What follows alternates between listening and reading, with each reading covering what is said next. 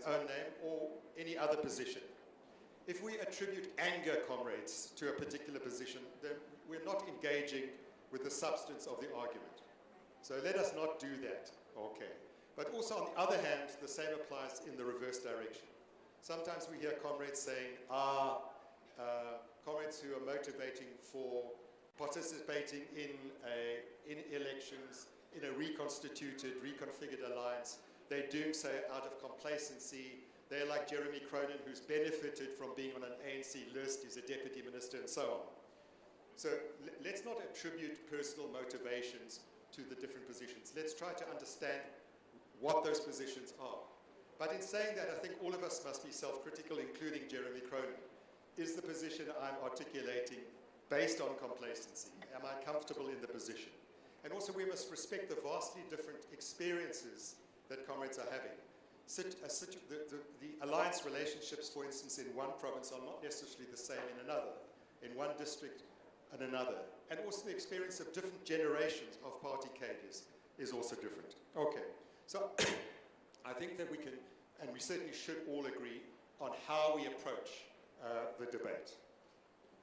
Moving on then. The next question is, the danger is that we talk past each other.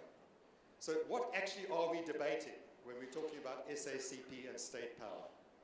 Because in fact, what we are really discussing is not SACP and state power in general, but we're talking about SACP and the electoral options that the SACP may or may not adopt in regard to fighting elections. Now, there's nothing wrong with, in fact, it's a very important discussion, you know, how we approach elections. So there's nothing taboo about it, comrades.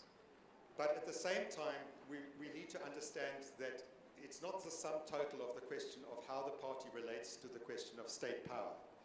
Elections may be, but they may not be, an important road to achieve some degree or lots of state power.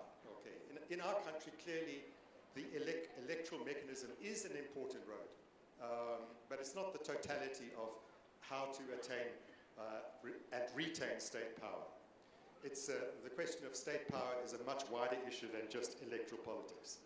I know that I'm saying things which I think we all agree on, but it's important for us to remind ourselves of these realities. Okay, so I hope this is legible, the next part, Malasela, if we can move on. It's probably a little bit tight, but let me speak to it. So I'm not saying anybody's saying this, but we must remove the illusion that state power is an empty building, the union buildings, let's say, from which you get to exert power if you happen to win elections or if you happen to seize power through an armed struggle. The state is a complicated and class-contested reality. How, for instance, is the state organized?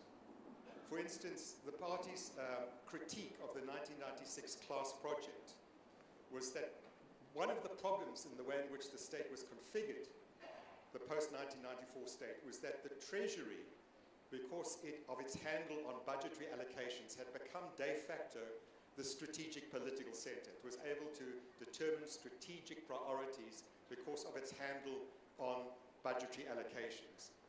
And that, as far as the SACP was concerned, reinforced the hegemony of capital, and particularly monopoly capital, over the state.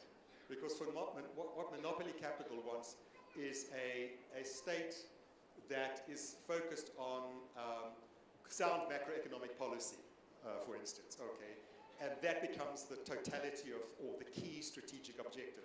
For us in the ANC alliance, in the SACP, the kind of state that we want, we say, is a national democratic developmental state. And so the party argued in 2005, 2007, that amongst other things, we needed a different kind of strategic center within the state. And we said we need, for instance, a central planning capacity, so that the developmental, structural transformation priorities of what we were trying to achieve through the state was important. Okay, so how the state is configured is a very important question. So you can get elected, and you might, in one form or another, be a 60% party, and therefore have access to state power. But how the state operates and functions could then carry you off in directions which are very different from what your strategic intentions are. And then there's the big question of you know, the person power inside of the state and the different wings and aspects of the state. On the first day of our Congress, from the floor, a comrade, I think he was from SADTU, raised this important point. What, you know, do we have civil servants who have a national democratic, patriotic perspective? And how do we develop that perspective? How do we develop state functionaries who understand the strategic priorities of our country? What is the ideological orientation of the armed forces? Are they counter-revolutionary? Are they potentially revolutionary? In our situation, I suggest that by and large they're demoralized, okay, which is, you know, which is a challenge.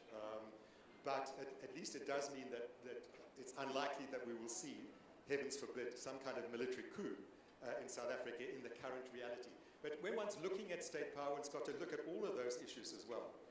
Is the judiciary counter-revolutionary? I think certainly if one's talking about the Constitutional Court in South Africa, which is the apex of our justice system, then we've been very fortunate in the way in which the transition into democracy was made, in that the Constitutional Court has been filled largely by human rights lawyers, basically, who had been very active in the anti-apartheid struggle.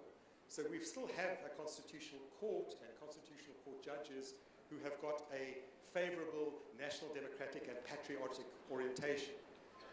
That might not be the case if one goes down to magistrates and other levels of the judiciary, but that's very important. And we're very lucky, because if you look at other countries, often the judiciary becomes the cornerstone of counter-revolution. That was the fate of the democratic victory of the progressive forces in Chile in 1973 under Salvador Allende, where it was parts of the army and navy and the judiciary that became the key organized formations within the state that led to that bloody coup.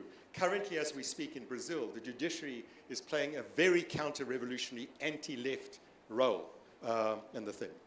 What is the balance of forces in the legislatures? That's another question. So since 1994, in the National Assembly in which I serve, the ANC has had an overwhelming majority. But I think one of the questions we need to ask of our legislatures, particularly the National Assembly, is we might have the numbers, but are we hegemonic as the ANC and its alliance in Parliament?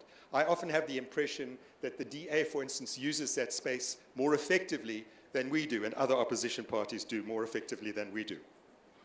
So I've just lost my PowerPoint on my screen.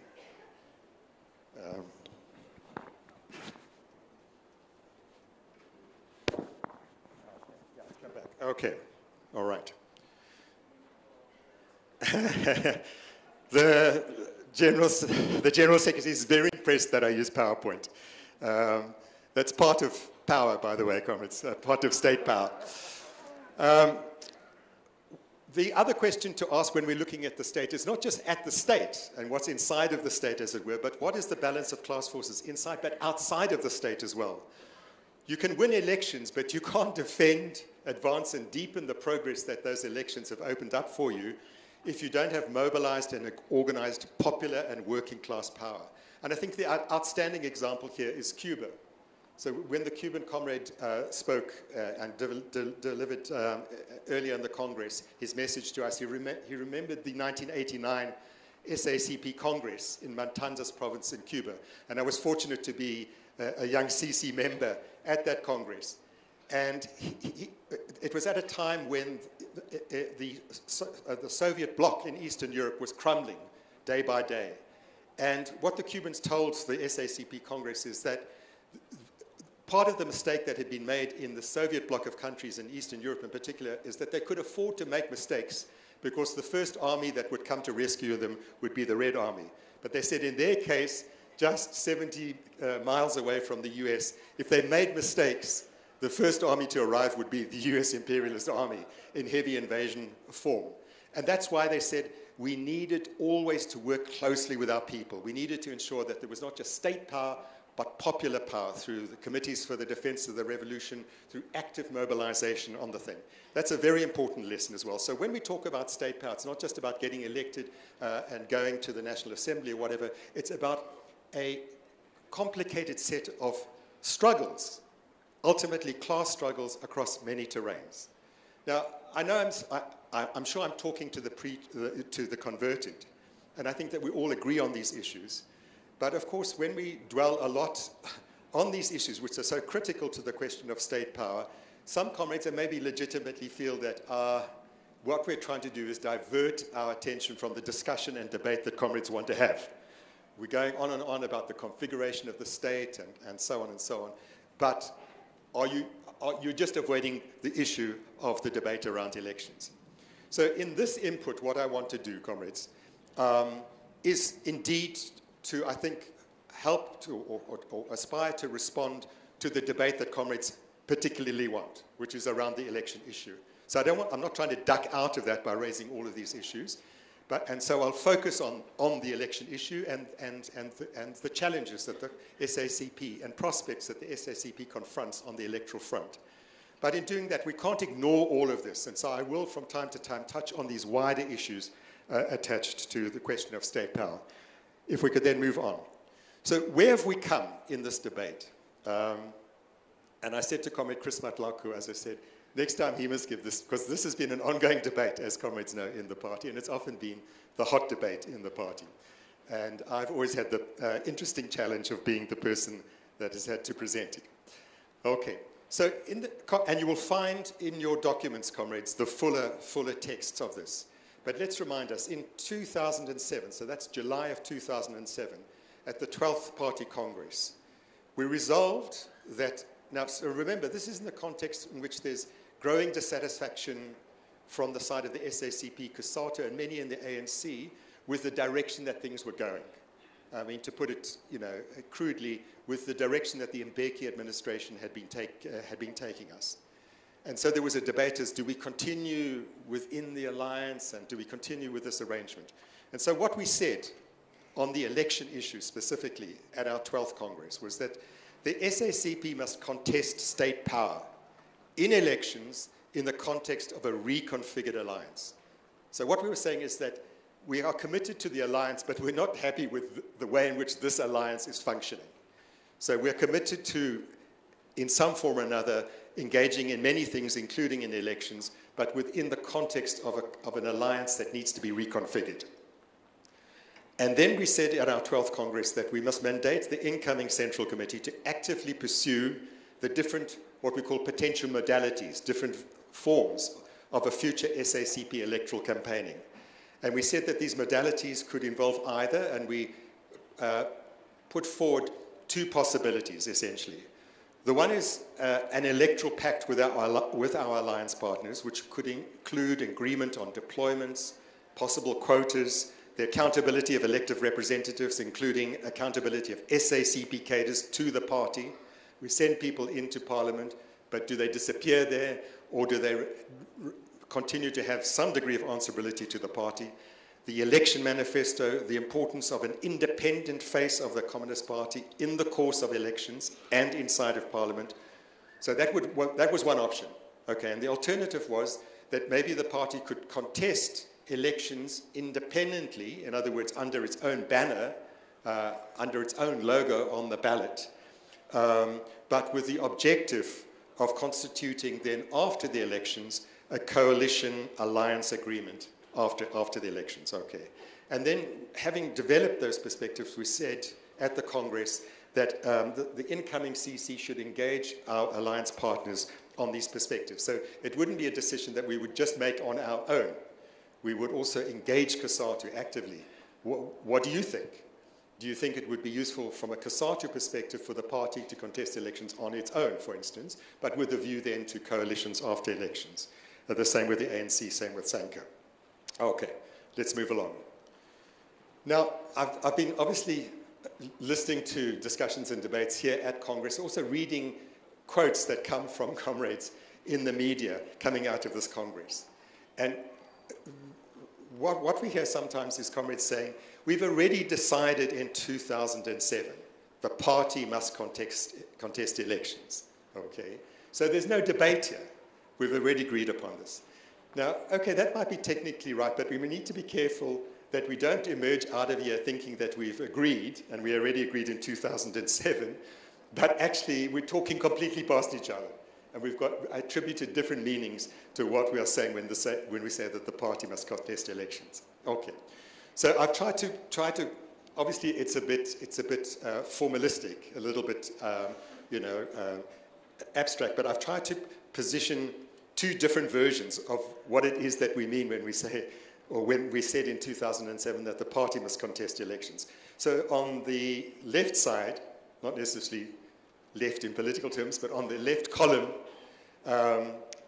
comrades are arguing, we've always contested elections since 1994. The SACP has never boycotted elections. We've helped actively to shape each time round the ANC election manifesto, beginning with the very important Reconstruction and Development Program of 1994.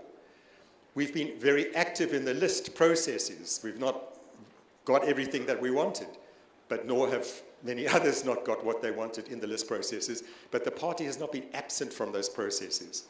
We've been active in our own right, and also as ANC members, in campaigns. So we've had red brigades, we've often, as the party, gone into places that the ANC itself can't go into, including in the most recent local government elections. So I had the experience and privilege of going to Uitenhage, for instance, and the ANC structures in Uitenhage said to us, hey, we can't get into Dunlop. We can't get into the Volkswagen plant. And it was the party structures that are campaigning for the ANC in the local government elections, but as party, that were able to open the door. I think the same thing happened in Tshwane. Of course, we didn't succeed in winning the election in Tshwane, but there was a boycott of many ANC structures for factional reasons of the ANC candidate in the Tshwane elections. And it was the party that led the process of campaigning for an ANC candidate in Tshwane. And of course, we've secured thousands of deployments as a result. Okay, so we mustn't forget that, with all of the complexities and so on. Okay, but on the other hand, comrades argue, and we can contest the degree of truth, but there's much truth in the counter-argument. First of all, they will say, yes, but that isn't what we mean by elections. We mean that the party must contest elections not as part of, for instance, a reconfigured alliance. We mean under the banner, under the logo of the South African Communist Party. You say we've helped to shape the election manifesto, but the party always gets abused in the process. This is an abusive relationship. Okay. So one comrade earlier in the Congress said, we're married to the ANC and it's abusive. Let's marry the working class. I'm not sure how you do that, but okay. We understand what's behind that spirit. You contribute to the election manifesto, but do your contributions actually get implemented in practice once elections have been read? SACP comrades, you participate in the list process, but you put comrades, into the list, and then they get dropped very low down, or they suddenly disappear miraculously, and so on. Very true. This is happening. We can't deny it. But of course, let's also remember it's also happening to many non-SACP comrades as well. So we all know that there's a lot of perversion and problems and corruption, money corruption, inside of the list process, and we are not the only victims, but we are often certainly victims. The party, yes, we campaign in Uitenhage, we campaign in Tshwane, but then, and we help the ANC, make progress, but then we get dropped and forgotten afterwards. And then the other concern is that, okay, so we've got lots of deployments. Jeremy Cronin gets to be a deputy minister or an MP in parliament, but where is he? Is he answerable still to the party? We understand that he's on an ANC direct mandate, but does he report back to the party in what he's doing?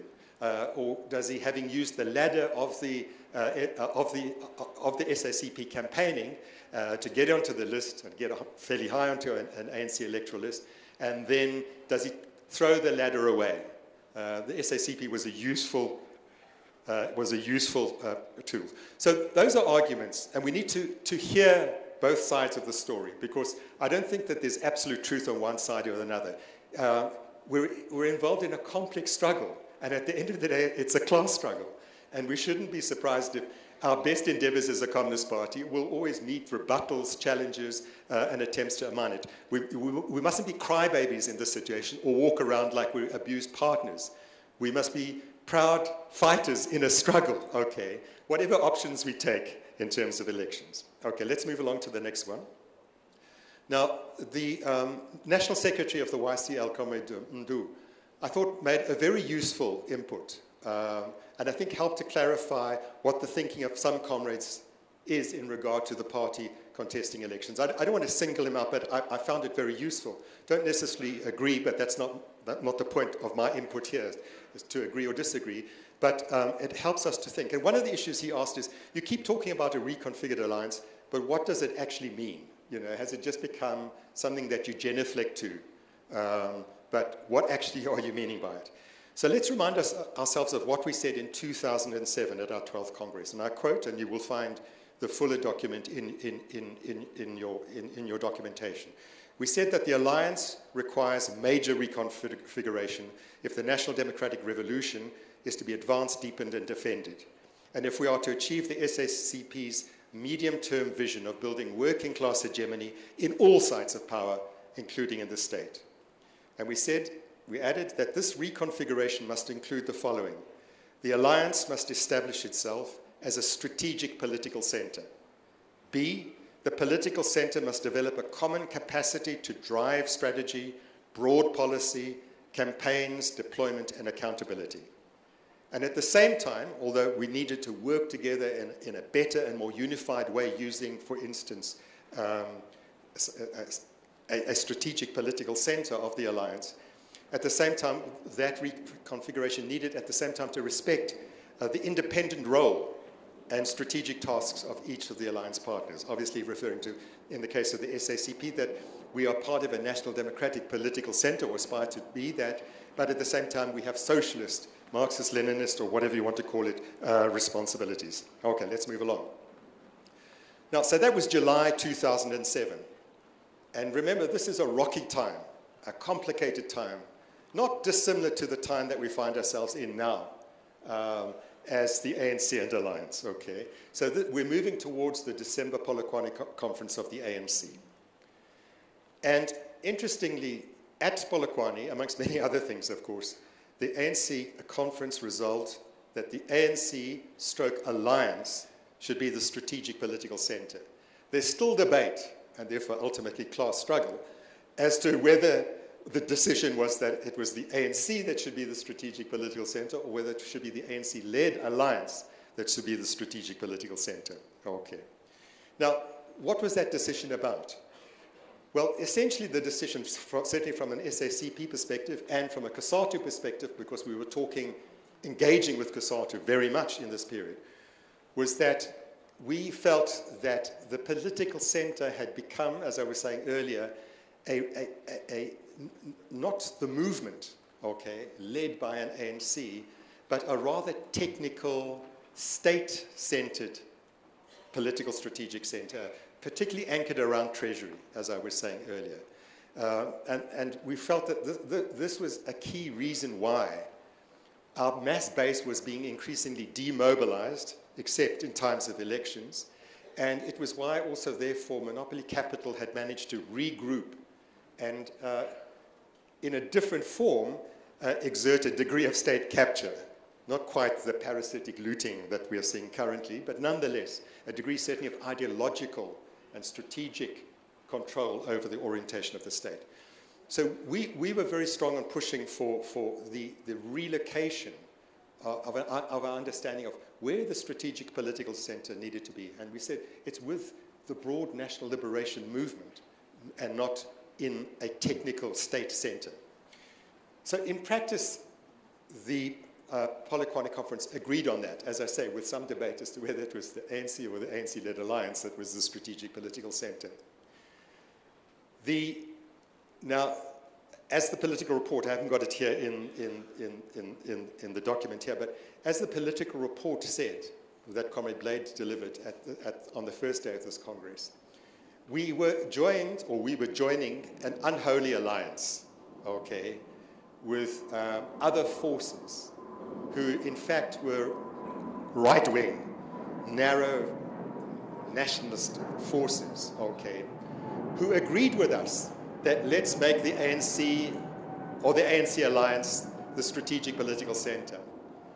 But their agenda, as turned out, led by the ANC Youth League and other personalities, their agenda was they were identifying the ANC as the soft underbelly okay, through which, with money, patronage, corruption networks, they could capture key parts of the ANC and use that as a springboard to put their people into tenders, into SOE boards, and et cetera, et cetera.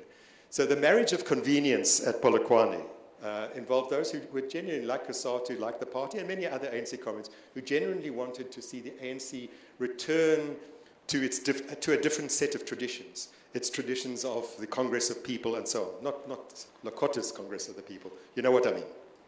Okay. So, as I'm remaining on the slide. So then, following Polokwane, in May 2008, there was an Alliance Summit, reflecting that the ANC is agreeing to taking the alliance partners seriously, feeling the pressure, amongst other things, of the call from COSATU, SANCO, the SACP, that we need to reconfigure the alliance, we need to make the alliance more effective. So we had an alliance summit, if I'm not mistaken, at Ekurhuleni in May 2008. And at that summit, the party raised a number of other issues, not of an electoral nature, but around the state. And we said we needed a central state planning capacity. You'll remember what I was saying earlier, that our concern was that Treasury and forces around it had become the technical strategic center, and that was problematic. And we said a developmental state needs an effective planning capacity based on the structural transformation that is required. We need to drive that. We can't just be creating an investor-friendly climate. Yeah, we need that, but that can't be the be-all and end of what we're trying to achieve. Okay, so we called for that. We also noted that there were many colonialism of a special type features in the way in which the state was configured. And one of them was that at that time there was a Department of Agriculture and Land Affairs. And Land Affairs was like a junior partner. And we said this reminds us very much of a mainstream department and then Native Affairs, okay? A kind of subordinate issue. And we were concerned, and this related to the slow pace of land reform and so on, that the tendency at that stage of the Department of Agriculture was to focus on commercial farming, and clearly that needs to be one focus, but the critical transformational issues. And so we recommended that there should be a separate rural development department. We also argued for the separation of what was then the Minerals and Energy Department. And our reason for arguing that is we said because there was a single department called Minerals and Energy, the danger, and we think it was not just a danger, but an actuality, is that what you then have is the mining houses, mining monopoly capital, determining what your energy policy is. Whereas we needed to have an independent and, again, developmental and strategic approach to what we understood by what should be our energy mix, for instance. We also, Comrade Blade, called, I don't think it was you calling for it, I think as the party we called it, we said at that stage we just had an education department. But education and then higher education, including technical training, vocational training and so on, that was getting neglected a little bit in the huge challenges that the education department was having. And the party said, we also need some kind of department of higher education to address the skills issue, the vocational issues, and of course university issues. And then we also recommended that we should abolish the Department of Public Enterprises. Let's remember, the Department of Public Enterprises was originally set up in the last years of the National Party, the last years of apartheid. And the idea behind it was that it was going to be a department of privatization. It was led by Dawie de Villiers, who was a Springbok scrum-off, but then also later a minister. Okay. And the mission of that was for a national party realizing that there was a new political reality looming, is to try to dispense with as much of state capacity, developmental capacity, by privatizing. Now, if you look at that list, comrades, central state planning capacity, we half-run that. But what we got was the National Planning Commission, which is not a central state planning capacity. It's better than not having any planning capacity, but it was more or less an NGO in our view, okay? which provided some useful insights through the National Development Plan, but other things which, in our view as the party, and we've continued to argue this, has been. So we've not yet won that. But that remains an important call, and it's also come through the National Policy Conference of the ANC. How do we deepen the planning capacity of the state? Number 2, single rural department, a new rural development part, we've won that. Whether that's helped to drive effective land reform is a big question, but that was the answer we were trying to achieve. Minerals and energy have been separated. Again, we're not sure. Can we say that we are happy with what is happening on minerals and on energy? I think there are big challenges there, but at least we got that. Higher education, yes, certainly. And the question of SOEs and the Department of Public Enterprises, that remains a hot and important debate, not just from our side, but inside of the ANC and government itself. You know, and the question we need to ask is all of this bad stuff that's happening in boards of key SOEs, does it have to do with the fact that there's a disjuncture between the line departments, Line Department of Transport or Energy and so forth, and the fact that then there's a separate public enterprises department? I'm not sure if that's the answer, but at least those are the issues that we were posing as the party. Okay, so this is post-Polokwane now, and we then move into the 2009 elections, and the party, certainly at a national level, does much better. Not necessarily in numbers of those on the national list, but the way in which we got deployed. I think Comrade Blade has often made this point, that when people say, oh, it was only after post-Polokwane that a whole lot of you became ministers and deputy ministers. We've not done the arithmetic because we're not in the business of red head counting, you know, like criminologists used to be. So we're not in that business. But when we think about it, I mean, there was possibly more Communist Party members in Mbeki's administrations, possibly, certainly not much less. But we often had the impression that where they were deployed was a poison chalice. So they were put into places where they were expected to drive privatization. They were put into places where they were expected to drive the downsizing of the public sector. That was the fate of our former deputy chairperson, Comrade Geraldine Fraser-Moleketi, for instance. Okay. So after 2009, after Polokwane, party comrades got placed, if we're talking about senior cabinet positions, into key critical positions. Trade and industry, for instance, higher education, for instance, and many others. And so there was a better match between what we were trying to achieve, not narrowly, as, you know, rather have a good ANC comrade than a bad SACP comrade. That's always been our position. We're not trying to just push SACP comrades because they've got a party card. But generally, we think that there was a significant improvement, and therefore, what we'd hoped for in driving for a reconfiguration of the way in which the alliance was functioning, including around, not the most important issue, but including around deployments, was showing signs of significant improvement. And then there was the establishment of this critical leadership structure called the Alliance Political Council. Okay. Now, in reviewing all of what we achieved, well, whatever the illusions and mistakes that we made in the run-up to Polokwane and Polokwane, we want to argue, as we did in the political report as well, that there were significant advances on the strategic agenda that the party was trying to set. We weren't just taken for a ride, full stop. We might have been betrayed, as Comrade Blade said, as later on, we certainly were in some cases. But it wasn't all futile. But we must never forget to make the point that I made at the outset, is that we're not playing solo, comrades. We're engaged in a struggle, including a struggle inside of our own organization, but particularly a struggle within the broader alliance, within the state, and across society.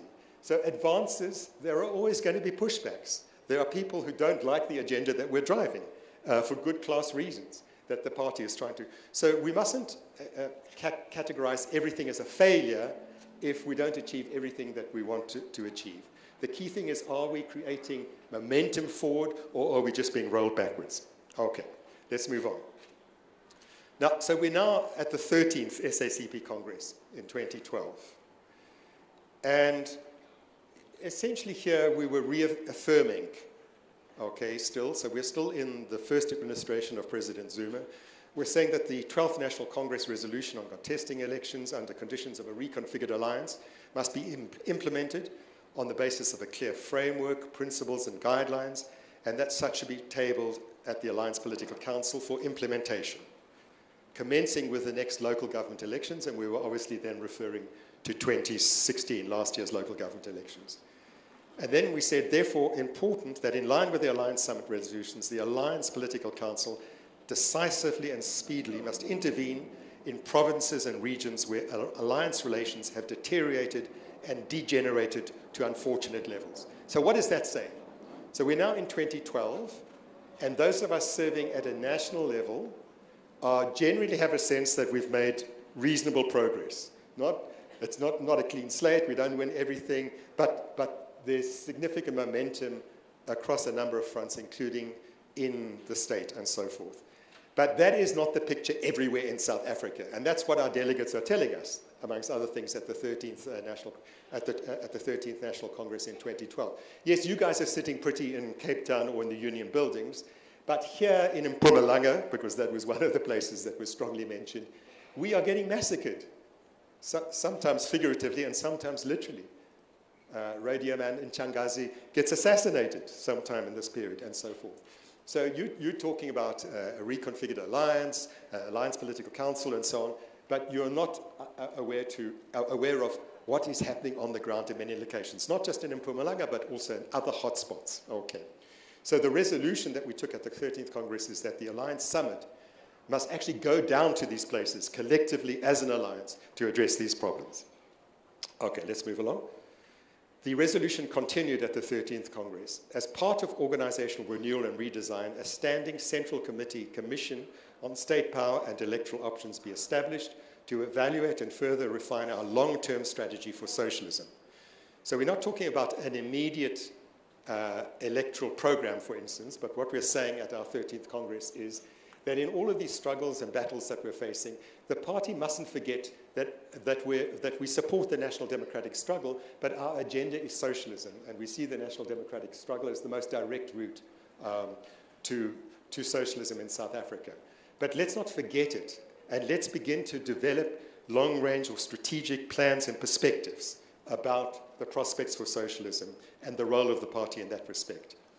An independent program of the party for socialism, as articulated in our South African Road to Socialism, to weigh up what are the favorable objective and subjective conditions, and perhaps the unfavorable conditions, subjective and objective, for advancing more effectively towards socialism, and so on. Okay. And a proper and scientific assessment of the class balance of forces at all levels. And we called for a report of this commission to be tabled in the forthcoming 14th National Congress. And I think that the outgoing, or outgone now, Central Committee, of which I was a part, must indicate that we have not fulfilled point 4 in its totality. We've not actually tabled a proper report in regard to these matters. We must concede that, comrades. However, that's not to say that all of these issues are not to be found in the extensive documentation that you have to. But that's not a good enough excuse. We should have fulfilled the requirement of point 4 of the 13th Congress. Okay. Now, that was all then. We're now, okay? And the challenge that the National Secretary of the YCL, and many others, are putting to us is, okay, we've been talking about a reconfigured alliance, but what are the prospects for a reconfigured alliance? Whether we talk about elections or many other things, popular campaigns, many other challenges that we have as an alliance. So the first point we're making, but comrades may disagree, is that the alliance is reconfiguring, but largely by decomposition. Okay. That's the sad reality. And the prime reason for this is that there's an ANC leadership paralysis. It's not the only reason, but it's the key reason. Okay. And it's not just at a leadership level that there's paralysis, much like there was in 2007. If you've got a leadership of a top 6 in an ANC and they're divided down the middle, and I'm not trying to divide them down the middle, but they are, okay, then you have paralysis. The ANC is unable to play the role that, as the Communist Party, we've been calling upon it since 1929 to play, is to play a leading role. We've got a vanguard role. The ANC, we need to help to build an ANC to play that role. At the moment, it's unable to do that. I mean, the most dramatic symptom of this weakness of the ANC currently is that the ANC is unable to convene an alliance political council. That was perhaps one of the most critical mechanisms that we developed out of the Polokwane process, okay, an alliance political council. The ANC keeps setting dates for an alliance political council and then running away from those dates. Okay, this is a problem. It's a serious problem. When we need this alliance political council more than ever, given the levels of unemployment, poverty, inequality, violence, state capture, all of these issues, we need to unify the alliance to address these issues, to mobilize our forces in a relatively unified way around these issues. The ANC can't do it. Okay. Now, why? Well, you know, 3 out of the 4 components of the alliance, led by the party, by the way, have called for President Zuma to step down.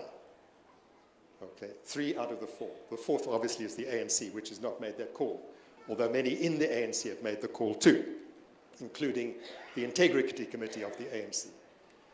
So parts of the ANC leadership don't want to come into a forum in which 3 out of the 4 components are saying politely, in the interests of the country, in your own interest, President Zuma, please step down. Comrade Zuma has said that only the ANC can advise him on that step. And so we've been saying, ANC, advise. Please advise. Okay. But we know that there's challenges, and we're not pointing fingers at many comrades, many good comrades in the ANC. It's very hard to strategically move inside an organization which is paralyzed at the top. Okay. So the question that we raise here is, if we're talking about SACP leadership, not going so far out that we leave everybody behind, shouldn't we consider, and shouldn't we, as this Congress mandate, the SACP and incoming Central Committee and PB, working with COSATU and SANCO to convene an alliance political council, to play our leadership role in this process, of course inviting the ANC to the meeting. If the ANC makes the choice that the MKVA made to our Congress, that would be very sad, because we don't want an absentee ANC. But we can't just wait for the so-called mother body to be the mother when it's, you know, delinquent, basically, or parts of it are delinquent. Okay. So, you know, when we talk about the leadership of the party and its independent role, its vanguard role, it's not just about elections, it's about a whole range of issues where the party needs to rise to the occasion. Not on its own, working closely with COSATU, working closely with SANCO, and working closely with the maximum number of ANC comrades that we can find.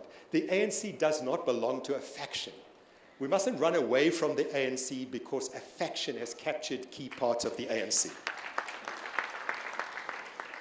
Now, if we are talking about what are the prospects for a reconfigured alliance, obviously an important element which the party can't be blind about is the December National Conference of the ANC, elective conference of the ANC.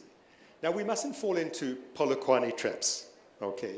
The party, by the way, contrary to what everyone says, never supported a specific candidate for president at Polokwane. We never did that. We issued a pamphlet on the eve of Polokwane to say, either there must be a change of heart and direction, or there must be a change of leadership. I suppose it was fairly clear what we were referring to, but we meticulously avoided saying we support. We understand why COSATU has come up with not a blank check, but a particular candidate. The party will not, well, unless the incoming CC and PB and incoming leadership. But historically, the party has never supported a candidate in another formation. Okay. We might have, through our body language, through our organizational machinery, done these things, okay, and we might have had some illusions in the process of doing this. But it's very important that, because we don't want the ANC to tell us who the top 6 in the SACP should be, for instance. We would resent that. And likewise, but as ANC members, which we should all be, we will actively participate in those processes, ANC members, but not as an ANC caucus. Okay. So what is going to happen in December 2017? The party has even been asking the question, is December 2017 going to happen? Okay. There are forces in high positions in the ANC We saw it at the National Policy Conference as well, who are prepared to collapse provincial conferences, regional conferences, national policy commission, policy conference commissions and so on, who are prepared if they don't get their way. Okay. And remember, some of them might be facing 783 criminal charges, plus I don't know how many thousands others, okay, since the last count was done. So we need to understand the dangers that we're facing as an alliance, as the ANC as well. Let us ensure, as the party, that we help the ANC to get in good order to its national conference. Very important. It's going to be a very important moment for the party, for the ANC, for the country, okay? Because it's the country that is getting pulled down. Our democracy is under threat, our constitution is under threat by the reckless activity we're seeing, okay. But as a party, when we approach a reconfigured alliance, when we think about electoral options and so on, we don't know what's going to happen, or even if it is going to happen. Let's fervently hope, and I think it will happen, electoral conference, but we can't be sure. So we can't bank on a certain outcome, okay. And nor must we simply put all our money into one slate or one hope and so on. But we need to understand that December 2017 is a very critical moment in the thing. But of course, as we try to reconfigure an alliance, as we must, we need to understand that there are also other challenges. What has weakened the alliance also has been the fact that COSATU has been going through a very, very difficult period, partly as a result of mass retrenchments, particularly in its industrial unions, but also business unionism has crept into COSATU, their factions and so on, and then the very, sad breakaway of NUMSA and FAWU. Whatever our views of the individuals involved and the personalities and so on, that has unquestionably weakened COSATU and therefore the organized worker movement, okay. And therefore it's weakened the alliance. Also, a point that Comrade Blade was trying to make in the political report, and there were some murmurs of disagreement, and we must have this open debate. Is the party has got over 7,000 branches, but what are our branches doing? So many of our branches, we believe, are doing good work on the ground, working with communities. The organizational report would have reflected some of that. But let's also admit that our dynamism in terms of our Red October campaigns, to use that example, has died away, okay? We were very active in the early 2000s around the financial sector campaign and other Red October campaigns. But now, in many places, what our Red October campaign amounts to is an opening mass meeting, and then a month later, a closing mass meeting in another place, okay? And we talk about the financial sector and so on. But are we really campaigning around the issues and so on? So we need to also look self-critically. And how do we, because this is part of reconfiguring the alliance. If the party is not active on the ground and so on, if we're not mobilizing popular and working class power effectively, and we're all focused on lists and so on, and we fall into the ANC disease, not to be unfair to ANC because there are many good ANC comrades, but if we fall into that disease where branches are just preoccupied, one with tenders, but then also lists, audits of memberships and all of those things, then we will also be failing ourselves and our alliance. Then we also need, in this new circumstance, to ask questions about who else is mobilizing. Because we have a newish reality, which is the EFF. I was about to call them economic freedom fighters, but let's call them EFF, okay. EFF, which has shown an ability, demagogically, of course, by and large, to mobilize quite significantly. We shouldn't underrate that. And also what is interesting and challenging is that the DA is also showing a capacity to mobilize in the streets, to mobilize communities. And it's not whites just, in fact, it's overwhelmingly not just whites that are being mobilized by the DA. So we are not, and then of course there was the student struggles and so forth, which Comrade Blade can tell us about, and ongoing, and in fact a rise again of local township so-called service delivery protests. Okay, where are we as an alliance in all of this space? Have we created space for others to operate in this? Okay. So I've asked all of those questions and put all those things in place to say, because I know that comrades want to get back to the electoral issue, correctly so, because that's an important question. What is the implication of all of these realities have for the SACP and our positioning, our electoral stance. Okay. Now, on a more positive note, with its deep negative side, is that over the last year, and perhaps even last 8 or 9 months, let's move on to the next slide. Yeah, okay. Comrades, we can't in 2017 at this 14th National Congress have a discussion, as we all realize, I'm sure, about SACP elections and state power, and not also have a discussion and connect it to the question of state capture. Okay.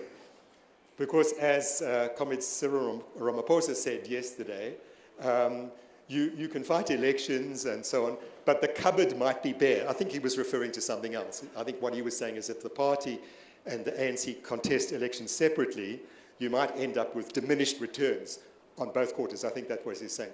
But the cupboard may well be bare for other reasons, that everything has gone to Dubai or to Saxon World or wherever. Okay. So, you know, we win elections, or as part of a coalition, we win elections, but what does state power amount to? It's an empty shell. That's the danger. So we can't have one discussion about the party and elections and the state power question, and on the other hand, neglect, as we haven't been neglecting at this Congress and over the last many months, the question of state capture. And the party, comrades, I think it's not wrong to say, the party has been playing an absolute vanguard role within the alliance, and indeed within the state to some extent, although much of that, you know, is disguised by the secrecy of cabinet meetings and so on, in naming this reality, in identifying the key features of Guptarization, in calling for a judicial commission. Long before the public protector called for a judicial commission, correctly, the party had made that call. One particular now first Deputy General Secretary in particular was responsible, correctly so. We were the first from within the alliance to call for President Zuma to step down. And that call is now reverberated across our alliance. Okay. And it was the party that, in the first instance, exposed the role of Bell Pottinger. Okay. This PR UK-based company, which interestingly, it's a PR company which now has a PR problem, okay, which is very interesting. And we claim quite a lot of responsibility for exposing the role of Bell Pottinger in writing speeches for ANC Youth League leaders, literally writing speeches, okay, from London, okay. It's outrageous. The level of capture of our organizations and so on is just horrific. We've done that, and we've exposed, because we had a particular responsibility, because we're Bell Pottinger, they were trying to deflect us away from Saxon World and the Guptas, and to advance a pseudo, as we know, radical discourse, borrowing some Marxist terms in a very shallow way, white monopoly capital and so on. And the party had a particular responsibility, and if comrades were at the National Policy Conference of the ANC, you will see how the party's positioning on this matter caught fire and was repeated and taken up by a majority of ANC delegates, not just on the monopoly capital issue, but on many other issues as well. Okay, so we are not waiting for 2019 elections or whatever to play a vanguard role in this very dangerous and critical space. We have been doing that. And as a result, the party has therefore emerged as a pole of attraction for many within the ANC, within the ANC caucus in Parliament, within the broader alliance for stalwarts and veterans. Many comrades don't have, and we are an organization, okay? The stalwarts and veterans are an ad hoc cry of anger and frustration, okay? And therefore, what we offer as a party with our 250,000 members is an organized formation that is able also then to articulate our views, but also the views that have a strong reverberation across the alliance and across the majority of comrades. We believe in the alliance. But also we have broadened our engagements, okay? For instance, at our Mbizo and in numbers of other interactions. At our Mbizo, we had Business Leadership South Africa, all the way through the South African Council of Churches to the BDS and many other progressive left-wing and left-leaning formations, okay? So the party, not alone, but has a critical responsibility to speaking up, not just for the many in the alliance and many in the mass democratic movement, but even for the widest range of South Africans. A bit like what Comrade, sorry, I think I jumped, okay. Remember the critical role that Comrade Chris played in the year before his death. He was very, very active in the struggle for peace. Comrade Chris didn't say the IFP are the enemies. He went to IFP hostels here on the East Rand. Okay. He spoke to business people. He spoke to black sashes and many other things around, yes, we can disagree about socialism and National Democratic Revolution and so on, but the immediate danger is that the country collapses. And the party's position has received wide reverberation and echo and support from a very wide range of forces who will never vote SACP, never vote ANC, but who understand that our constitution is under threat, our democracy is under threat, and that we need across a broad patriotic front of South Africans to do this. And the party, I believe, has been playing an important role. Now notice how, and I just want to make a few points in this respect, how this disturbs the role that we're playing, the Vanguard role we're playing in this space, disturbs the strategic agenda, for instance, of the DA, which was clearly articulated by Zille a year and a half ago. Zille said, our strategic agenda is not obviously a coalition with the EFF. You know, we might have had a marriage of convenience at Polokwane, but the cooperation between the EFF and the DA is absolutely opportunistic, okay, and is designed basically to keep the ANC out of power in metros, amongst other things. But there's no future in that, and intelligent people in the DA, and if you can find intelligent people in the EFF, and you can sometimes, recognize that. That's not a durable relationship. Now, what was Zille, and what is the DA still? The DA is probing into what it believes is a distinction between the constitutionalists in the ANC and the radicals.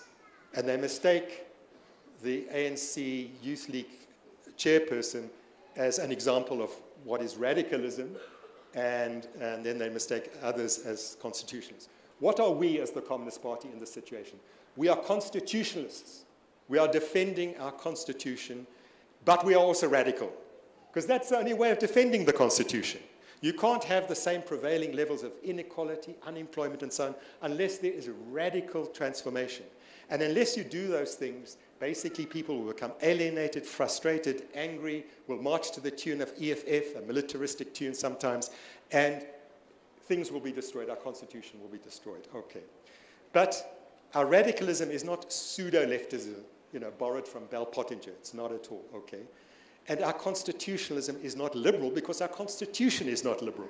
Our constitutional is a national democratic constitution based on the values of the Freedom Charter. Okay. Now, just briefly, that last point that I'm making on that slide, without spending too much time, we're living in a dangerous age, not just here in South Africa. And in fact, there are much more dangerous places than South Africa. At the moment, as we speak, we're seeing a very significant rollback, not everywhere, but a very significant rollback of the left, radical and center-left advances that were scored in Latin America, for instance, in Brazil, in Ecuador, in Argentina, in Venezuela, and so forth. Okay. There's a very significant rollback that is happening. And what is the entry point for the rollback, for the regime change, anti-left regime change agenda? The entry point is corruption.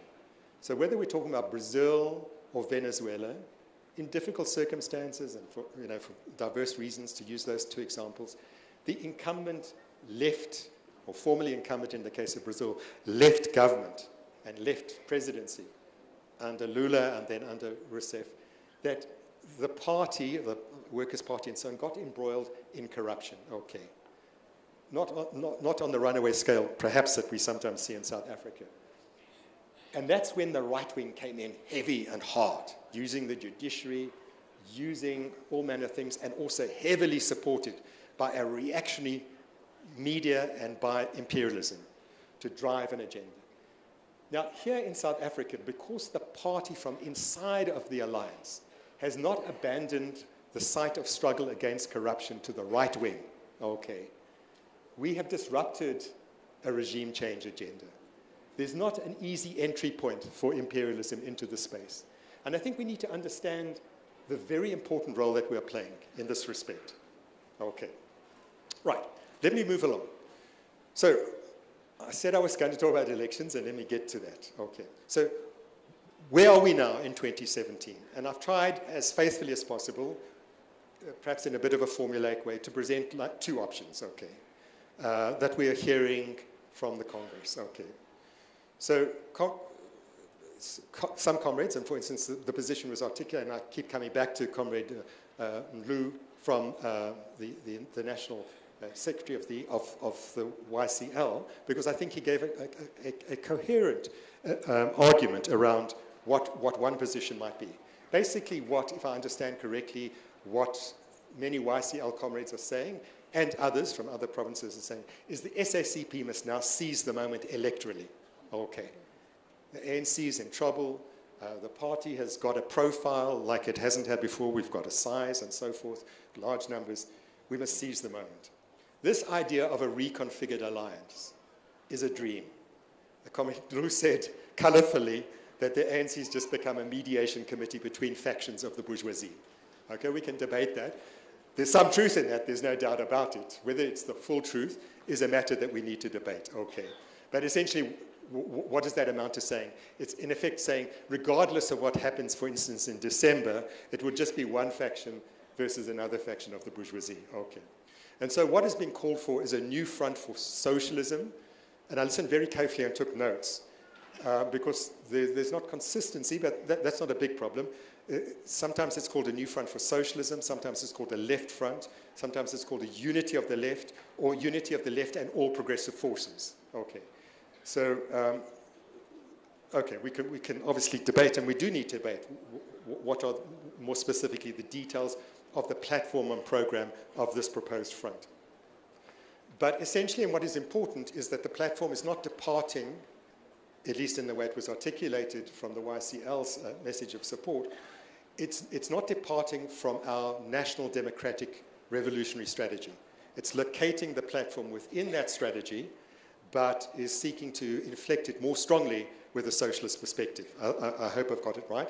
And it's saying the SACP must lead, but we mustn't imagine that what we're saying is poko, okay, the SACP must go it alone, radically. We're saying the SACP must lead this front. Presumably what is meant is also that, that on the electoral ballot, the SACP's black star and hammer and sickle should be on the ballot, but it wouldn't just be, we would seek to get support, electoral support, from a wider range of progressive, left-leaning and other forces. I hope I've done general justice to the position that the comrades have argued. Okay. Now, what is a potential counter-argument? And I'm not trying to argue for the sake of arguing, but just so that we think about and have a rational debate about these matters. Okay. So a counter-argument is, okay, we hear some of that, but is the moment right to take a firm decision on our electoral approach now? Okay.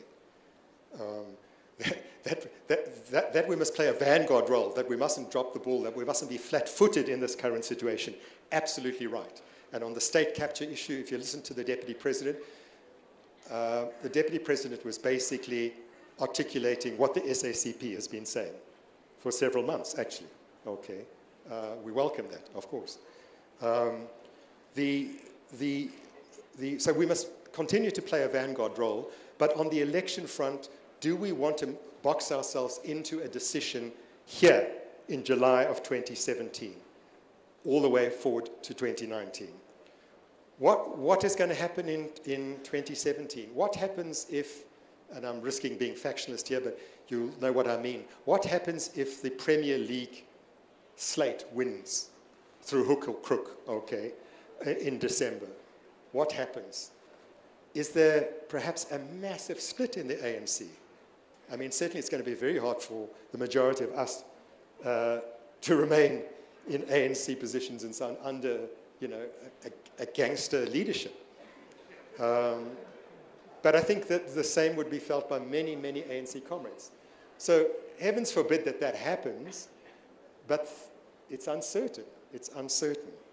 So if there's a major outflowing from that factionally captured ANC, And it's an ANC that is already partially captured faction, but there's a strong fight back which went on in the NPC and elsewhere.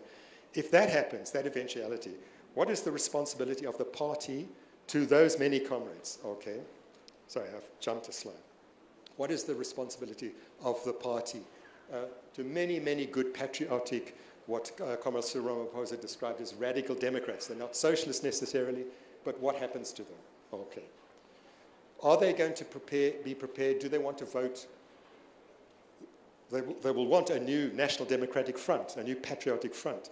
They may well accept one that has a strong socialist thing, but will they necessarily vote behind and tick the box or cross the box next to the SACP's Black Star and Hammer and Sickle? So maybe it would be great if they did, but are we sure what would happen? Okay.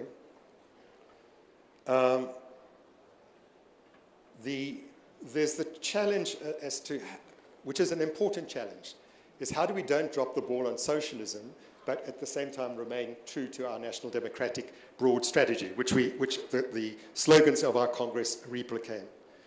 What happens if the party organizes elections under its own banner, narrowly, and under its own logo? What is the impact of on COSATU? Now, comrades would have listened carefully, as I was, to what Comrade Becky and Charlie's message was to our Congress. What he said was, amongst other things, COSATU has taken resolutions, and we think we've done very well, in swelling the ranks of the SACP and the ranks of the ANC. Okay. We've seen that as a very important task. So what Comrade Becky and Charlie as the General Secretary of COSATU is saying to us is that there is a strong, with all of the frustrations and disappointments in the ANC, there is strong COSATU working class support for the ANC, for a different ANC, but for the ANC. Perhaps the ANC of the old, for the ANC of promise, or maybe even for the existing ANC. So if we then mobilize against an ANC ticket, or not necessarily against, but separately from an ANC ticket, do we unite the working class beginning with COSATU, or do we divide it? Now, we must answer that not flat-footed, not timidly. We must have the courage of our convictions and so on, but we must also rationally and carefully answer that question, for instance. And the same would apply to the wider working class. Let's never forget that in South Africa, the working class is very religious in South Africa, okay? And now, of course, the party is not anti-religion. We are not anti-religion. But that's the perception amongst many, many, many, many South Africans. They love the party. What we're doing, the views that we're articulating, the fact that we're going for the Guptas, they love that. But they worry that the party doesn't go to church.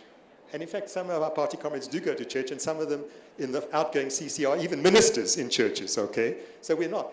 But we mustn't underestimate the popular reading. Even from senior comrades inside of the parliamentary caucus, I get lots of jokes about how I don't go to church on Sundays, and the assumption is that I'm anti-religion. Okay, so so I'm not saying the party must now become opportunistically religious, like some people who visit strange churches and become consecrated ministers opportunistically, okay, on particular. Obviously, we're not to do that. But these are also calculations we need to make as we think about the modality and approach and how we approach the working class and popular forces as a Communist Party within the context of elections. Okay. Answer it soberly, not with timidity. We mustn't be scared of being a Communist Party, but at the same time, let's think thoughtfully, carefully about all of that. Okay. Now, of course, all of what I've just said has responses. Fair enough. Sorry, next slide. Yeah, thanks. Yeah, okay. So the response to the responses could be, here we go, Jeremy Cronin again. We've seen him in 2005, 2007, 2012. Next time round, it's Chris Matlauko, okay, not Jeremy Cronin, that has this task. Okay. But all of this is metaphysical language, big English, and so on. Okay, I'm not saying comrades are saying that, but you know what I mean. It's all a way of just delaying. You're saying, let's maybe wait until after December. But this is just, we've had these delaying tactics before. Okay.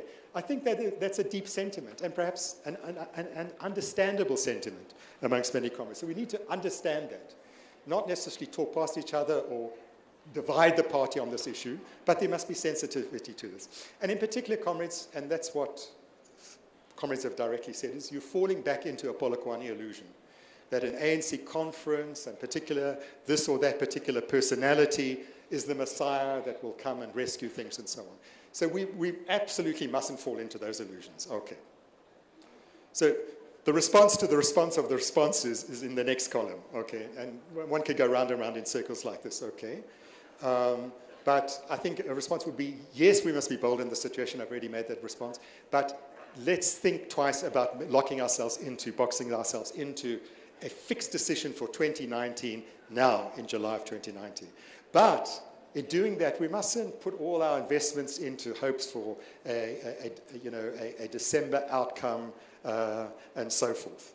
And then the last point we want to make on this slide is, but let us talk actively and proactively into, amongst other things, the December conference. Let us say that the party, which we're strongly considering the prospect and the necessity, which might not be a welcome necessity, but it might be a necessity forced on us to contest elections independently as part of the left front. And what we're doing is we're watching.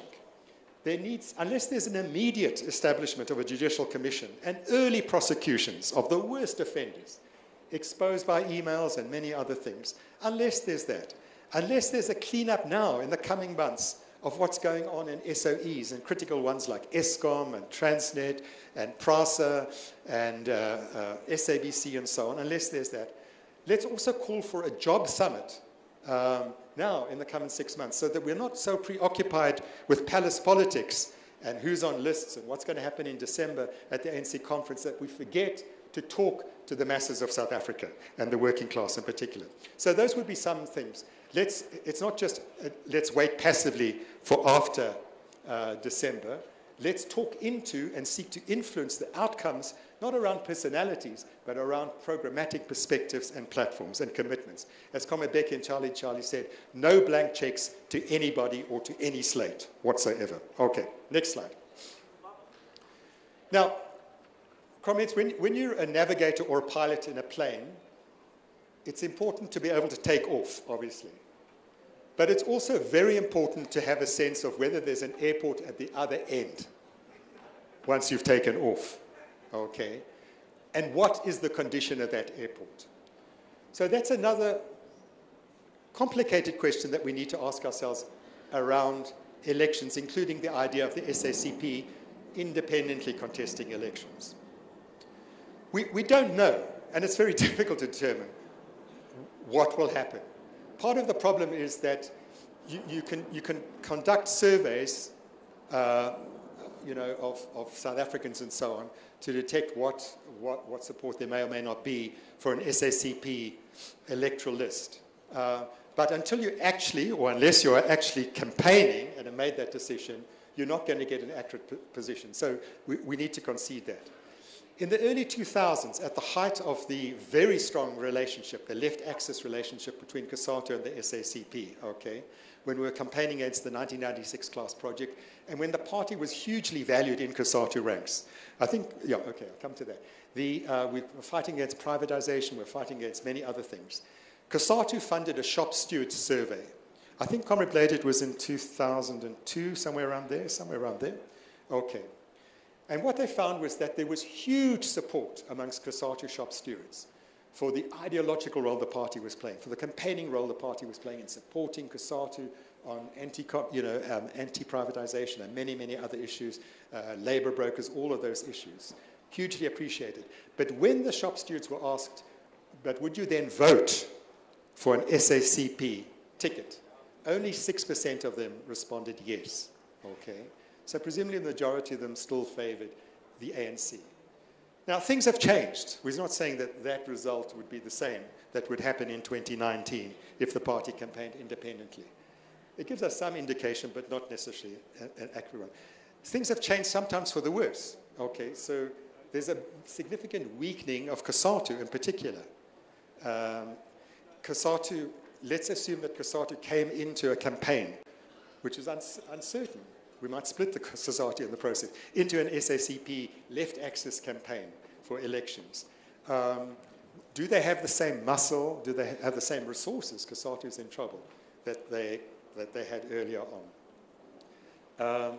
Will, as I said earlier, what we're seeing is the ANC significantly losing support electorally, okay? And unless things are dramatically turned around, that electoral support will continue to decline. But will that electoral support come to the SACP or to some alternative ticket? Has the EFF, for instance, stolen a march on us and got in ahead of us in mobilizing much of a potential constituency? Okay. And also we need to reflect on the failed, basically, NUMSA SAFTU attempts to launch last year, obviously it was early days for them, some kind of Workers' Party United Front initiative. I'm coming to an end, yeah? Sorry for interrupting you, JC. Comrades, there's a plea that some comrades are making noise at the back. Comrades want to listen to this so that they can be able to participate properly. Please, comrades, thank you. Thanks, Comrade Chair. The comrades then, what are the DA is saying that we're now into the era of coalition politics and so on, okay? And clearly that is somewhat the case. Now, going back to the resolution that we took in 2007 at the 12th SACP Congress, remember there was one option, a reconfigured alliance, and then campaigning in that reconfigured alliance, basically under an ANC ticket. But the alternative was, and we quote there, an independent electoral lists on the voters' roll. And by the way, the party is registered with the ISC, just to confirm that point. We are registered there, so we can exercise that option, because if we want, we are already there, okay. What we were saying in 2007 is the alternative option we can look at is to contest separately as the SACP, but with a view and even an understanding before the elections that we would form some kind of coalition post the elections, okay? And that we would test the relative support of the party and the ANC, and there may well be places where the party, like currently in Changa, is more popular than the ANC. And let's use that, that was one possibility we looked at. Okay. In 2007, I think that the conclusion that the Central Committee came in looking at this possibility was it was utopian. Okay. You know, let's not lose sight of the fact that there's hostilities break out inside of the ANC around who gets onto lists. There are even, I mean, in the last period, there have been something like 22, 23 assassinations of comrades, many times over literal assassinations, never mind other forms of violence and factionalism and so on, of ANC comrades competing around who gets on and who doesn't get onto electoral lists. So if the party, the idea that we could have some kind of gentleman's agreement, we were saying in 2007, that we will contest you, ANC, we think we're stronger here, we agree that you're probably stronger there, but let's contest independently, and then after the elections we can form coalitions. We said that the likelihood of this is that the dual membership, this precious reality that gets abused sometimes, this precious reality of dual membership, which is unique in the world, as far as we know. You won't find a single communist party anywhere in the world. They often enter into coalitions and fronts and so on, but nowhere are communists, as far as we know, whether in India, Venezuela, Brazil, or whatever, parts of coalitions. Never do they also have an active membership and leadership positions inside of the ANC. We're not hitchhikers inside of the ANC. We've earned our place as communists in our own right, as first citizens, not second-class citizens, inside of the ANC. We get abused, there are challenges, there are problems, but let's not easily throw that away. If there's an independent contest in a locality or nationally, what happens to dual membership? What happens to it?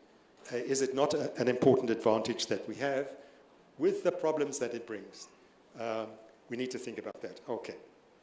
But what about now? Okay, so in 2007 we said, going into the 2009 elections, let's go with the first option, which is try to reconfigure the alliance, but contest elections within the space of the ANC. But what about now? Okay. Now, clearly the ANC is in electoral decline. If it continues on its current trajectory, it will still be the largest party, okay, but it might get 40%, 43%, but it will be under 50%. So the ANC will still be an important factor. Whether it deserves to be or not is a whole other matter. It will still be a very important factor after 2019 elections. We must not have illusions about that, okay. So the ANC gets, let's say, let's hope and let's work, I believe, for a significant ANC and reversal of the ANC's declining fortunes. But let's say that that becomes impossible for one reason or another. You will, as the party, we will still have to confront a 45% or whatever it is ANC electoral reality. Depending on how we move now and how we move next year and the following year, which way will the ANC go in forming coalitions where it has to form coalitions? If, as Comrade National Secretary, sorry to keep quoting you, but I'm quoting you out of appreciation for the wonderful input. Sorry, I'm jumped here. If the ANC is nothing more than the mediation committee between different factions of the bourgeoisie, then that ANC is likely to form a coalition with the DA and fulfill the ambitions of Helen Zille, who said that we must split what her version of the Constitution is from the radicals. Okay. That's a distinct possibility. You can't rule that out. Maybe nationally, maybe in local situations and so on, depending on the things. So is the ANC reducible to being just a mediation committee of different factions of the bourgeoisie? And if it is it our fault that it's become that? And how do we struggle against it? What about the EFF? Okay. Parts of the ANC may be tempted to go with the EFF, but on what platform? Elements of the EFF and some of the worst elements in the ANC are in constant communication. Okay. But then also, we are also interacting as a party, carefully, of course, with the EFF and engaging them, and there are, more sane comrades in the EFF. So we're dealing with a very complicated reality. Things are not static. What is the trajectory of the EFF, for instance? So the party must always, as Lenin always said, we must take responsibility not just for analyzing ourselves or our immediate alliance partners, but the totality of the political terrain, okay, including the party political terrain. When the EFF was launched, the party characterized it, I think not inaccurately, as proto-fascist. We pointed to its militarism, its disruptive activities, which were exactly, in Parliament, for instance, exactly what the Nazi Party did in the 1930s in Germany. It had 8, I think, MPs in the Parliament, the Weimar Parliament in 1930s. They came in uniforms, they came in boots, in their case, military boots, not gum boots, but boots, okay, khaki, not red, but, and behaved in a constant disruptive way. And for those reasons and other reasons, the party said, then it would be unfair to say that they're fascist, okay? But there are strong and worrying signs of proto-fascism, okay? Some of the proto-fascism has now gone into black first, land first, and, other directions, but spinning out of the EFF, okay? But also notice, the EFF is increasingly, but not consistently, demilitarizing, okay? We don't hear so often references to the self-appointed commander-in-chief, Julius Malema. They're trying to clean up their act, but then the Nazi Party did too, okay, at certain points.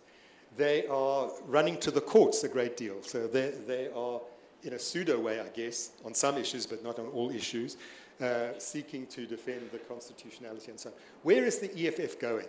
Okay, and there are many different forces inside of the EFF. Many of them have come directly from the Communist Party, and many of them are not bad comrades, but who have been misled into the EFF.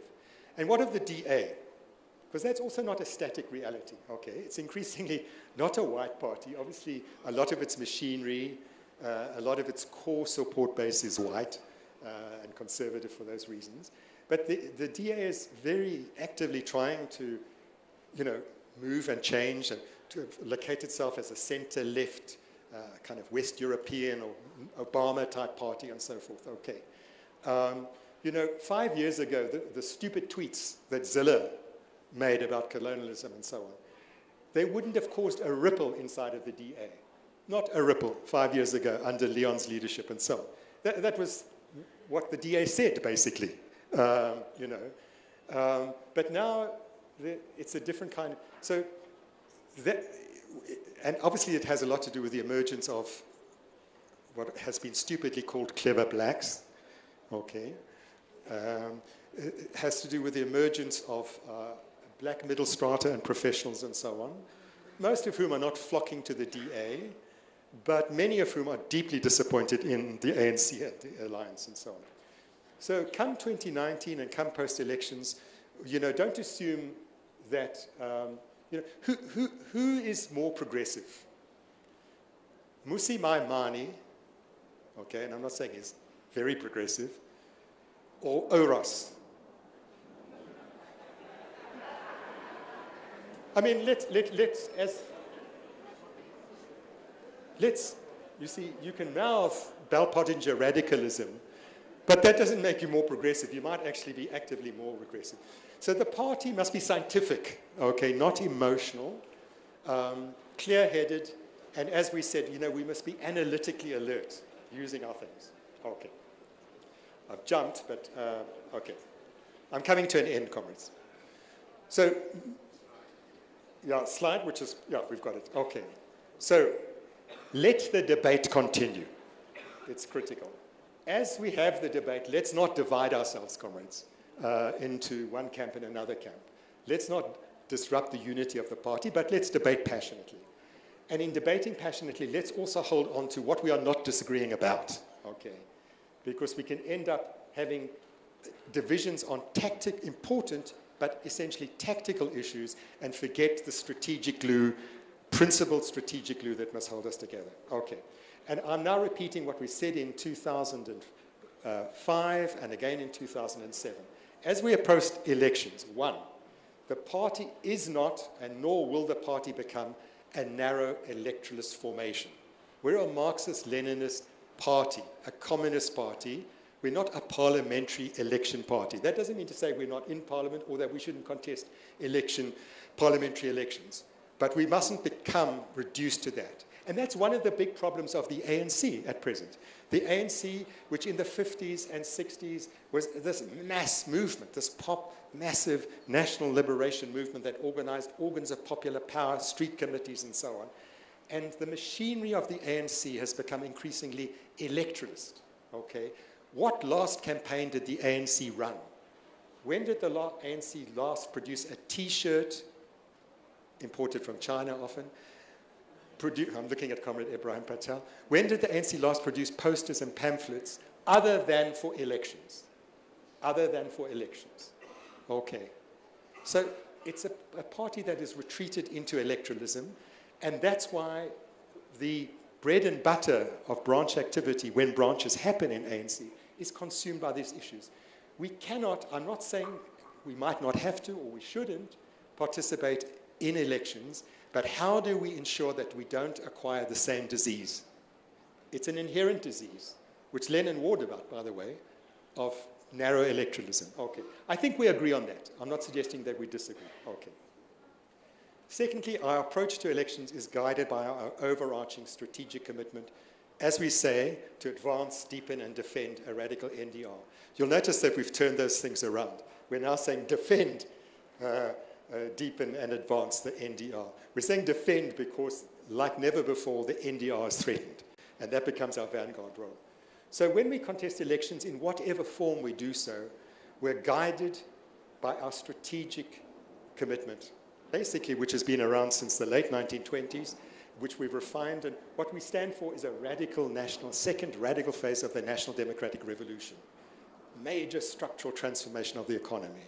How do we use election campaigns and many other things to advance that agenda? Okay.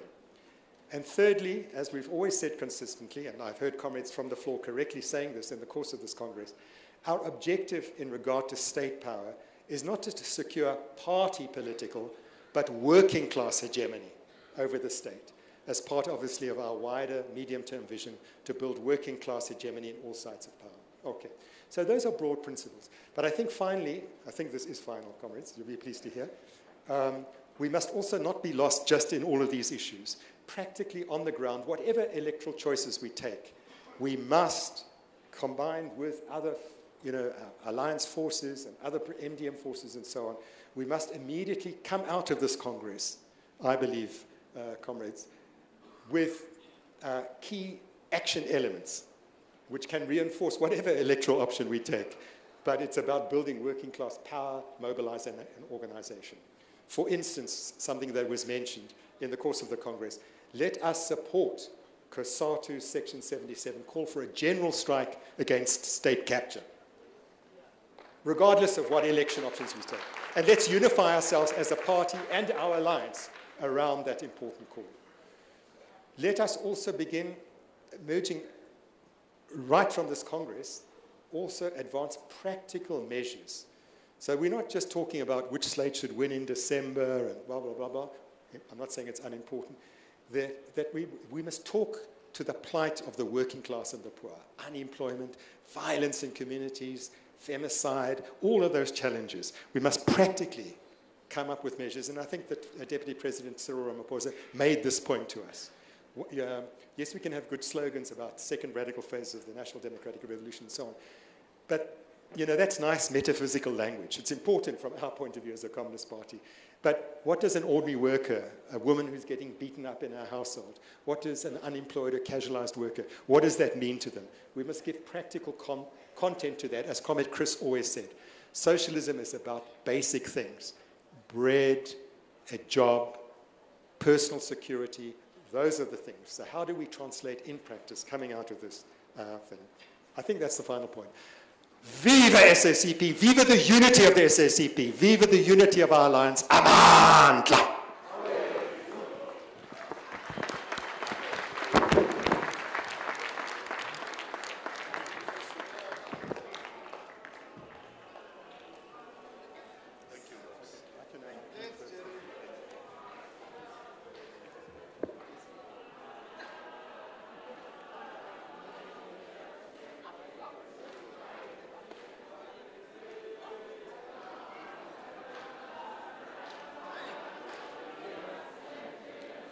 i-ANC yasetshenzelwa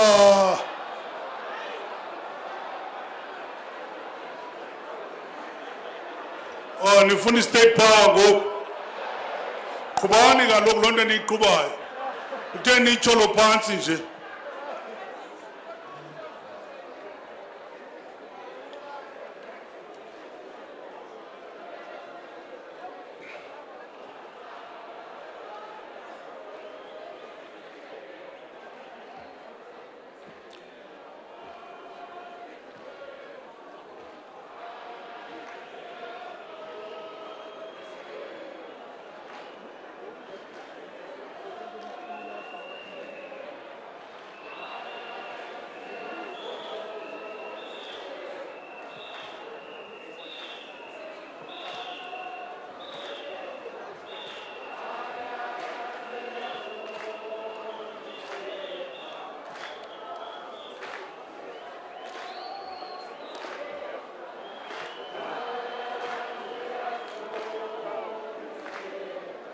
Injani?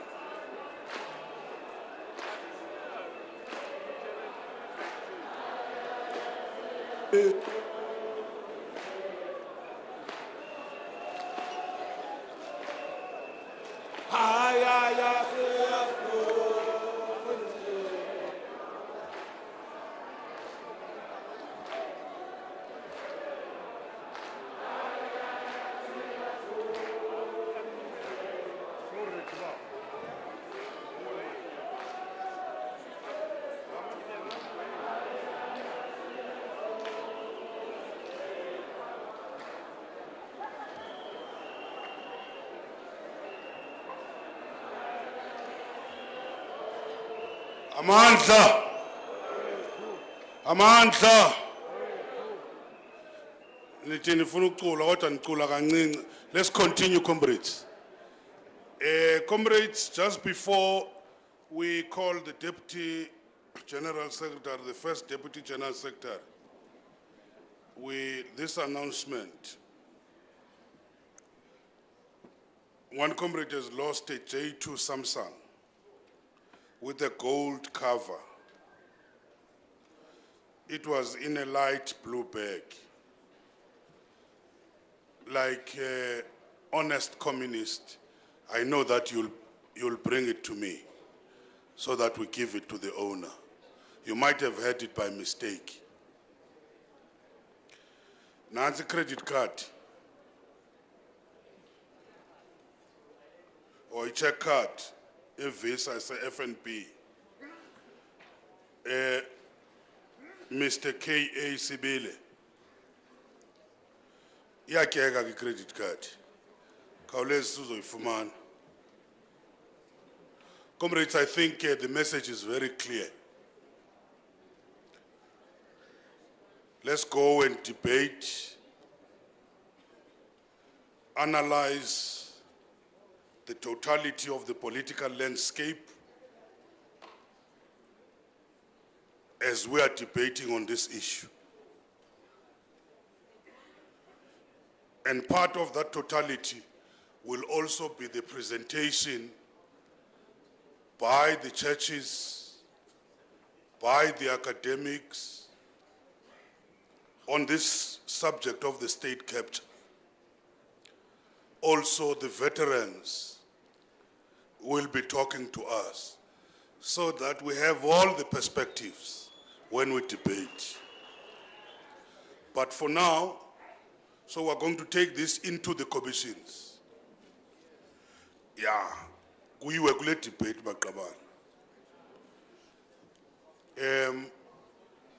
but before that, we will allow Comrade Usoli to come and present the next item.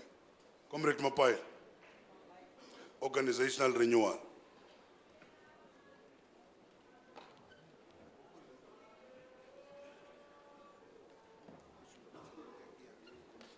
Yes.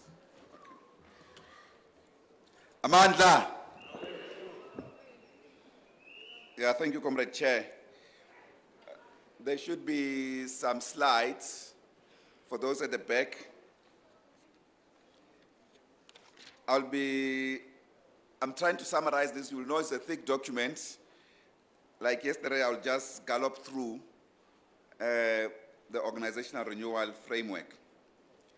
But the main thing, comrade, is that this discussion, it's extremely important, and it will be finalized through discussions, intensive discussions in the commissions, so that we are able to be assisted to adopt the Constitution at the Special National Congress based on this framework. Therefore, this framework is critical for party building during this time.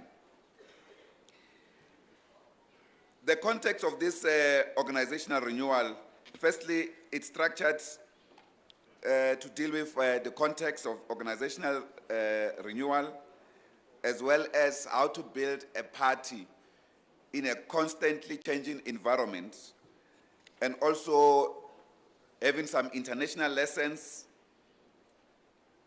and to explore what can work for us given our own condition or applied to our own conditions. The first thing, comrades, that informs our organizational renewal is that we are a Marxist-Leninist party that fundamentally seeks to change our lives in society, in nature, and in thought, in a continuously process of change. These are key main spheres that we are organized. And therefore, the necessity for the review responds to the existing political decay in our movement, in the party, and in our society, as well as the political decadence that comes with that problem, both morally as well. And therefore, the need for change in social and economic political life of the majority of our people. And therefore, how these changes are impacting on the way we are organized and how we do things. So we have to respond to all of those. And therefore, the renewal seeks to reposition the Communist Party to be responsive and to keep pace with changing developments in our society. And equally to build capacity to wage a relentless struggles against ourselves, that is, against our own decadence or moral backwardness. And we are therefore using the organizational renewal process as the mining ground in our broad movement to respond to the general political decay in our revolution. At the same time, we are undergoing this organizational renewal in the year of the Great October Socialist Revolution, and also that is the centenary of the Great October Socialist Revolution, and going to our own centenary of 2021, the centenary of the SACP. These are twin centenaries. How do we prepare for these twin centenaries? In the previous presentation by Comrade Jeremy was critiquing these big opening sessions and closing sessions, and in between, there's no major activity of our main, particularly the Red October campaign programs, that there's a need in the organizational renewal for sustainability in between the programs. Our Red October campaigns, a focused action plan of the Red October campaign should run across that year, the whole year, from 1 October to the other. But it doesn't mean that when the next October comes, it has ended. It must continue in different ways until we have met the objectives. Therefore, comrades, the organizational and political context of our renewal, we highlight there some of the milestones of our own movement, tracing our own history from 1921. Key moments, for instance, in 1921, the party was all white. 1924, the party becoming unracial. 1928, adopting the Black Republic thesis, and therefore effectively embracing the National Democratic Revolution. In 1948, the party disbanding and going underground with the preparations at the time of the Suppression of Communism Act, which is passed in 1950. In 1960 and 62, building revolutionary military wing, Umkhonto weSizwe, working with the ANC, going underground. We're the first to go underground. When the ANC was banned, we're already having 10 years underground, and therefore massive experience of underground work. And that was important as a contribution to the movement that was now going underground. The 1990s, relaunching the party as a Vanguard party with a mass character. And this is extremely important. A Vanguard party with a mass character. So we're not necessarily a mass party. So that's important to internalize in the renewal. Otherwise, we become like any other broad mass organization. And therefore, 2007, changing conditions, particularly for the party in governance, in alliance with the movement, and of course, in a predominantly capitalist society. We're highlighting some of the key milestones of the renewal process, one of which is our own 2007 medium-term vision, how we embrace this program. We said it's a medium-term vision. The theme still strategic. Comrade Jeremy also spoke to this question, because it sought to create the capacity of communist influence in all sides and terrains of struggles and sites of power. And we've said there should be no critical organ in our society or any section of our society that takes a decision without considering the implication and the interest of the working class. Are we able to effect that? The organizational renewal must respond to that, otherwise we become irrelevant as an organization. We have therefore responded to this question post-2007 with deployment and accountability mechanisms. Firstly, for party leaders and members deployed in different areas in government, in the trade unions, and perhaps less in other sections of society. But all of them should be able to make some form, or in one way or the other, some form of accountability. The adoption at the 13th Congress of SAS, improving it, the special Congress discussions on this question and what now Comrade Jeremy was presenting, and now towards organizational renewal in this Congress. The main political context, or the broader political context in this regard, will include heightened imperialist offensive against democratic forces worldwide. The challenges faced by the trade union movement, the students, the youth and women that are also having internal problems in their own organizations, largely because of continuous change that is taking place in society. Challenges of poverty, unemployment, and inequalities in our society, despite its major resources. We are almost having about 33% GDP of the entire continent. But the levels of poverty shocks you.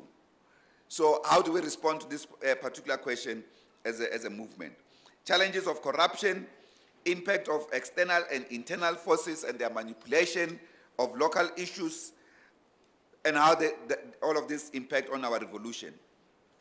The class reconfigurations that are constant, for instance, the massive increase of the middle strata and the so-called black diamonds. The revolution has created, Comrade Jesse, which is a major success for our revolution nonetheless. More than 50,000 millionaires. That is creating a new layer of black middle class. Now, these are people that are self-sufficient in a way. And that category of the middle class is becoming disdainful to the revolution itself. But it's nonetheless a huge success of the revolution. We're not saying that the success of the revolution is to create millionaires. We're simply saying the category of the black middle class, or the middle class that has emerged as a consequence of the success of 1994, the 1994 political breakthrough, democratic breakthrough, becomes important in this regard. Therefore, our own society is reconfiguring at a rapid pace. Even within the capitalist communities, you now have black capitalists. In the past, it was like almost unknown. We will know very few people who were rich and associated with the movement, Obaba Maponya, Sosobala, and them. But generally, you hardly had black capitalists per se. Now we are having a lot of them. Of course, degeneration in the character of the liberation forces. And when you talk about liberation forces, we are also talking about ourselves. Our liberation movements degenerate. And they always say, while we say there's no panacea that after 20 years, liberation movement degenerates, but the liberation forces do degenerate. And how do we respond to the degeneration as a movement? How do we deal with the context of overall struggle to contest accumulation of resources? Crass accumulation for that matter. And therefore, how does the new post-liberation generation respond to the struggle? So it's very critical. The Young Communist League becomes an extremely important organ, including our organs in the ANC Youth League. Comrade Jeremy, we should retract what you said. We know the name of the president of the ANC Youth League. It's Comrade Colin Maine. We should call him by his name. I think the process informed by party principles, there's the organizational process that is also informed by party principles. It's important to embed this on party principles and principles of our organization. At the core of this is democratic centralism, accountability of members, and party control. But what does party control mean? So we have to discuss this thing proper. Collective leadership of our movement, discipline and self-discipline, loyalty to the party, loyalty to the people, loyalty to the revolutionary cause. All of these are important guidelines of the principles of this renewal. And therefore, in the context of building the party in a continuously changing environment, we need to take a long-range review and approach. That means the organizational renewal must not respond to the moment and it's irrelevant in the next 3, 5 years or even 10 years. It must take into account a long-range view and strategic planning outlook.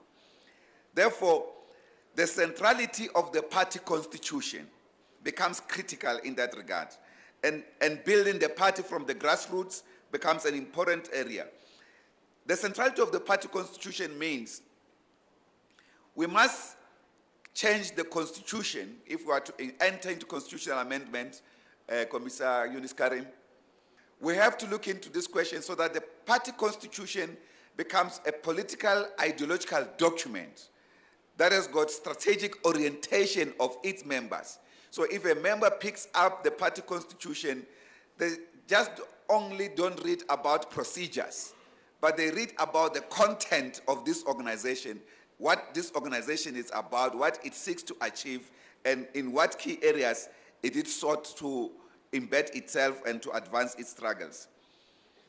Therefore, we need advanced good activism of our members and building the party and deepening democratic centralism in that regard, and therefore observation of the main pillars of party building and the need to strengthen the tenets of party life. We'll talk to all of these questions in a few minutes. One of them requires a special focus on women and youth, and the basic standards and requirements for party building. Standardizing tasks of all party members, meaning that you must not just be happy by having a party membership card, but you must know that by belonging to the Communist Party, you have a particular task to fulfill, and you'll be given certain tasks to fulfill wherever you are. Almost like in the days where the party was organized in units. You always knew you had a particular task to fulfill. And therefore, the requirements and values of a good servant of the people need to be clearly elaborated. What do we mean by serving the people? They need to raise the bar of service to the people as well as the bar of example. The task of newly recruited party members and how to deal with the renewed forms of alliances. If we are talking about fronts and front politics, broad fronts and so forth, safe to also remind Congress, the alliance itself, in whatever way or the other, is itself a front. The alliance, the one that we have. It's a combination of different organizations and mass democratic formations and so forth, at the core of which is the four main organizations headed by the African National Congress. So that on its own, it's a front. So when we are talking about new fronts, you also think about your existing front. Therefore, the approach in party building will require diversifying political education and ideological training methodology. So it's not a one-sided kind of a thing. Commissar Maleka has been working on a series of interventions and so forth. We need to find a way in which we can have very easy way to train and diversify political education and ideological training of our members, and to introduce the basic areas of the do's and don'ts of party membership. There are certain areas that should be no-go areas for party members. Criminal activity, for instance. There should be no entertainment with criminals within the Communist Party. Firm action needs to be taken constantly, deliberately, all the time. So the do's and don'ts section, it's an important section that comrades must look into. The structural and institutional forms and requirements of party organization. What kind of institutions should we have? What kind of structures should we have? And therefore, this have implication for the constitution that we will finally deal with.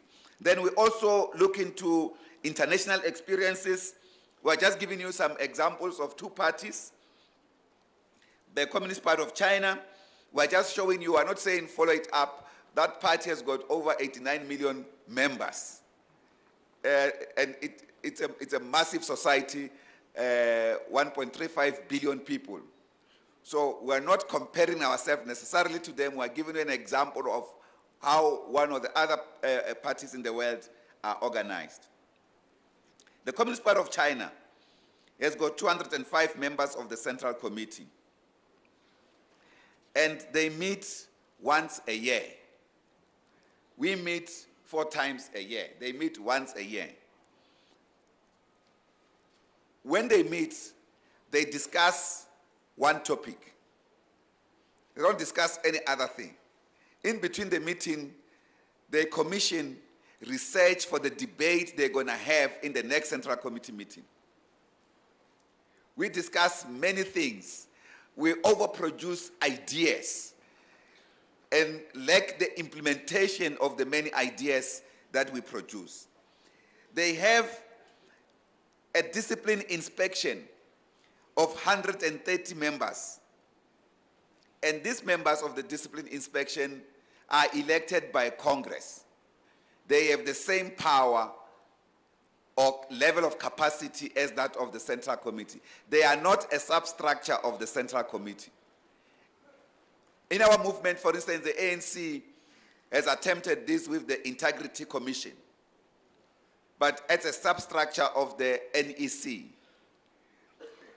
And they've got, the discipline inspection, for instance, has got 19 member, the Communist Party itself has got 19 member standing committee and secretariat that are full-time. Even the Communist Party has got its own full-time personnel. They've got the military commission with 8 members, chairperson and the deputy. The military commission, the difference here in China is that the army in China, largely, it's a party army. It's an army of the Communist Party, which serves the people of China. So it's integrated differently, Commissar Mtembu Jackson. It's a different society altogether. Now, the General Secretary has got many deputies and supported by 7 full-time members who are drawn from the PB and the Standing Committee of the Communist Party of China. No, he has no deputies. He has got 7 Central Committee members. There's 1 General Secretary. He has got 7 Central Committee members who are supported as a secretariat from the Standing Committee. They are above the ministers. The ministers in the Republic account this committee. Sometimes it's sometimes we feel that Comrade Jessley Tully House should have that effective oversight of the team in government consistently. That is strategic. They've got a Politburo of 25 members and 7 full-time members of that Politburo. This is China, 89 million members. Then the Socialist Republic of Cuba, Communist Party there, has more or less similar arrangements with China, except the following. Members of the Communist Party are not drawn generally from any section in society. They are drawn from assembly of workers. So members are drawn from amongst the workers through what you call workers' assemblies. And at the center of this, it's about conscious socialist construction, and they've embraced concept of solidarity and human service by workers. You must remember that these are communist societies. The factories in Cuba do not necessarily belong to some capitalist somewhere else. They belong to the workers and to the people represented by government as a whole. So the workplace is restructured differently. That is why even trade unions in Cuba are different as trade unions in capitalist societies. Workers plan the workplace and allocation of duties and fulfillment of targets. So in that case, the workers that are showing more commitment, showing more respect, showing more solidarity with other workers, showing more humane values, are elevated and selected for consideration to be members of the Communist Party. So a party member becomes something else. It becomes a prestigious thing in that society to become a member of the Communist Party. You know, Enopala, my late friend Mulanto Mulaba, he says, Slovo, he says his greatest regret, or not his greatest, his worst regret in the movement is that he was never ever considered for recruitment into MK, because he believes that somehow comrades saw a socialite lifestyle on him and they never recruited him. So he felt this was the only thing he missed in our revolution. But what he was trying to explain is the same value that the Cuban people feel. If you are always not being nominated to be considered for membership of the Communist Party, because it's so prestigious, it's based on your values, so you are always seeking to be a better human being, to change yourself, and in that way to be considered that you can serve society better. Doesn't mean that all others can't serve society. But once you join the ranks of the Communist Party, becomes an important platform. Also, they consider qualities that are quite diversified, and their membership undergoes probation. In the probation, they look into many things. Your own family life, how you treat your own family, how you behave in the family. Do you participate in chores in the family? If you are a man, how you treat your wife, your children. All of those things are considered. Then you are able to pass the probation and admitted as a member of the Communist Party. This is Cuba. Can we qualify ourselves? That's the point, and that's the challenge to the Commission to consider this particular matter. And therefore, we must also understand, comrades, in our case, we are organized in a capitalist environment, and therefore, that must be considered as we restructure our party. We're just giving you an example of how some of our parties internationally are actually organized. Again, when we deal with the question of strengthening the party as a vanguard party of socialism, we are looking at few things. One, the analysis facing our revolution today, challenges facing our revolution, and building the capacity of the working class to attain working class power. Comrade Jeremy was talking to this particular question. Is not just a mere electoral power. That electoral power, if it represents working class power, that's what the core of the socialist struggle is about, because the party is not for itself, but for the class. And based on through building the capacity of the democratic developmental state, as well as based on strict targets towards achieving the national democratic revolution. That talks to that question of long-range planning over the next few years, 15, 20 years or so. And how to build the Communist Party in a much popular way that is not seen as this straight-jacketed organization, that people every time they see us, like myself, they say, these guys, they are always serious. But how to build a Communist Party that is attractive to young people, to women, to people in the social organization. If you check the membership card of the party at the back, it talks to you being able to organize in the community where you stay, in the social clubs, for instance. Do we participate in sports organizations? And how do we engage members in the sports organization to participate in the SACP?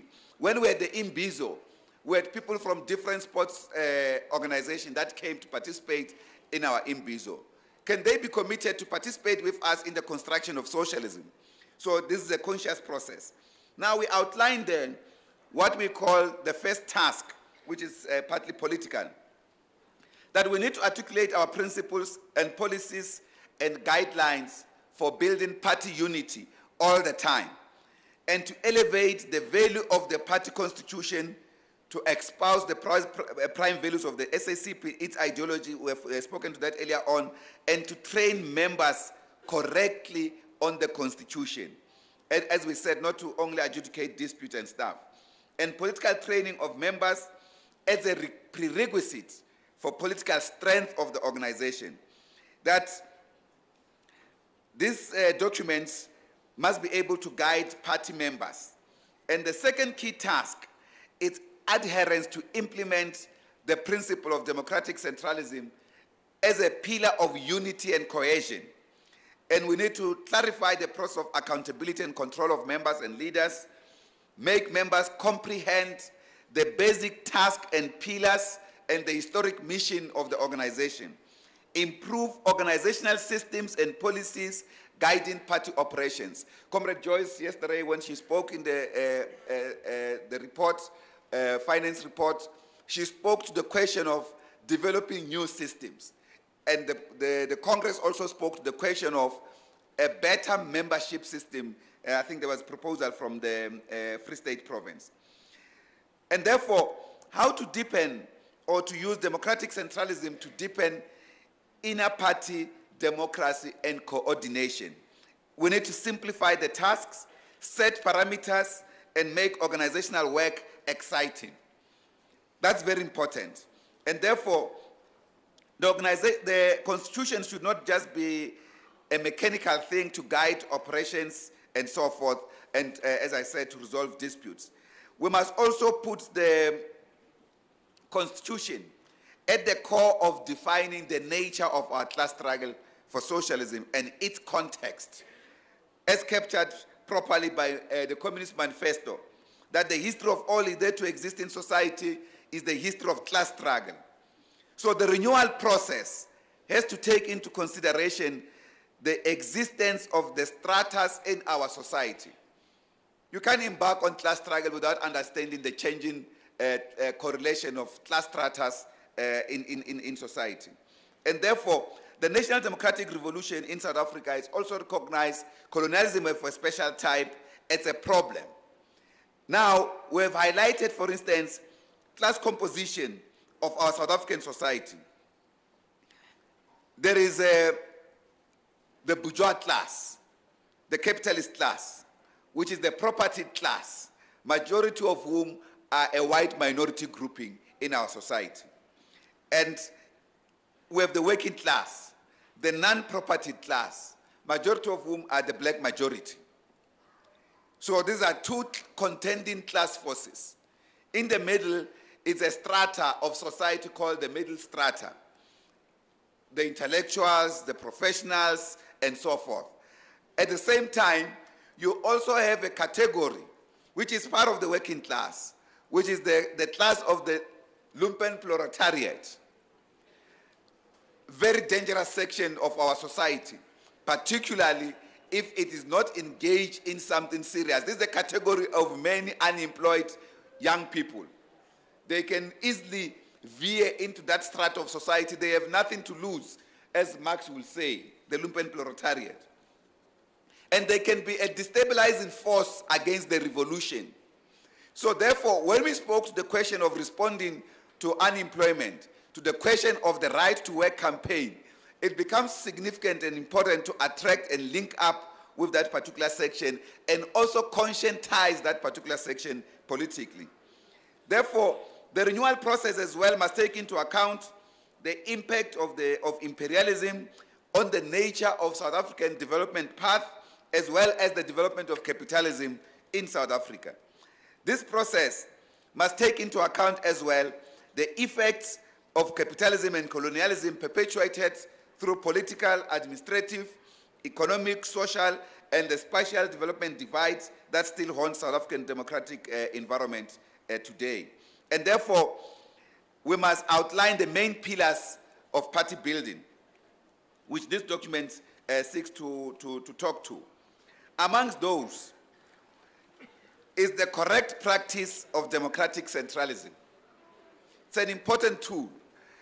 If it's not well practiced, it can stifle debates, it can kill the capacity of the organization to be flexible, to be highly mobilized, and it can kill debate inside the party organization. Therefore, we need to develop working class ideology of party members, unity of purpose and collective leadership, organizational discipline, individual discipline, as well as self-discipline. Engage in constructive criticism and self-criticism as a critical method of constant improvement of ourselves as members, as well as of improving the capacity of our own organization, and to follow party principles and uphold revolutionary morality and conduct. We need to define these things quite clearly, so that if we say this member is not compliant with the following tenets, we know what we are talking about. It is not something we fathom in our minds and push out comrades that we do not agree with on the basis that they are not complying with these tenets. We then talk to the question within this broad framework of democratic centralism, the four critical subordinates of party building, which includes, for instance, the deepening of democratic centralism, where the individual subordinates to the collective, and the collective respect the individual. I must say that yesterday after I made a statement, I was called by the leadership. As an individual, I subjected myself to the leadership. So the individual subordinates to the collective, and the collective also respects the individual. The minority subordinates to the majority, and the majority respects the minority. The lower level structures subordinate to the higher level structures, and the leading organs, that is the higher structures, listens and respects the lower organs. And therefore, the Central Committee subordinates itself to Congress, and the entire organization subordinates itself to the Constitution. This issue must be constantly well coordinated throughout party life. And therefore, amongst the document, we also identify what we call grassroots organs of critical party building work. Among the key tasks of grassroots work identified by the document, it's about building constituency. Firstly, it's anchored on serving the community and the people selflessly. That's the fundamental task of our work in our communities. Building constituency for the party and intervention capacity in residential areas and other sectors. Recruit and train new members that can meet acceptable requirements after a minimum of 2 years. So when a member is in the party for this period of 2 years, before they are fully fledged member, they must undergo a series of training programs in order to selflessly serve the people. We need to institutionalize political education across all spheres. It must not be like what Comrade Maleka says, and we always have a discussion with him on this, particularly when we want to induct leadership structures. For instance, we are electing a new Central Committee from this Congress. This Central Committee must itself undergo an induction. Even if you have retained the officials, for instance, you must not say is the General Secretary, therefore he knows. We must go and sit and get party caders, scholars of different expertise to come and read the constitution of the party, its principles, and talk to the leadership about what is expected of them. Comrade Maleka always says, you know, Commissar, the problem is that the higher they go in the leadership, the less time they have to attend political education programs. So all structures across the board must undergo political education and orientation programs. And therefore, as one of the key tasks of the grassroots structures is to address communication of party decisions. When the party has taken decision, the decision must be disseminated to the lower structures, and there must be discussions about that and ensure accountability. We must explore equally appropriate legitimate forms of raising funds for the party programs and operations across all levels, including in the branch. We also identify some challenges confronting our people and define party tasks to those challenges and how to rally them and mobilize them to intervene in those challenges. There are what we call 3 signs of a good party activist.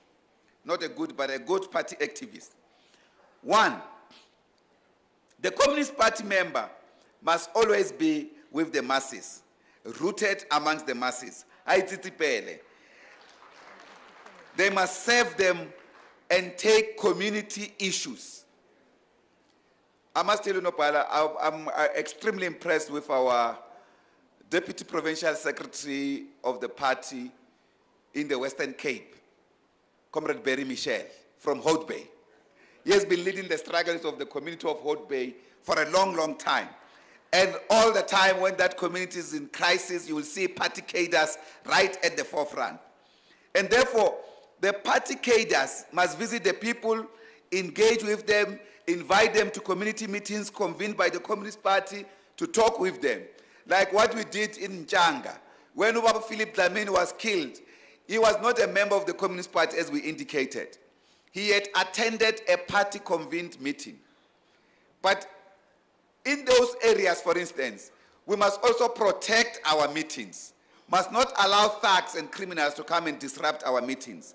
And therefore, we must share collectively with the people and find solutions working with them and be accountable to them and inform them without spinning. Let's talk the truth to the people all the time. Let's not spin the truth.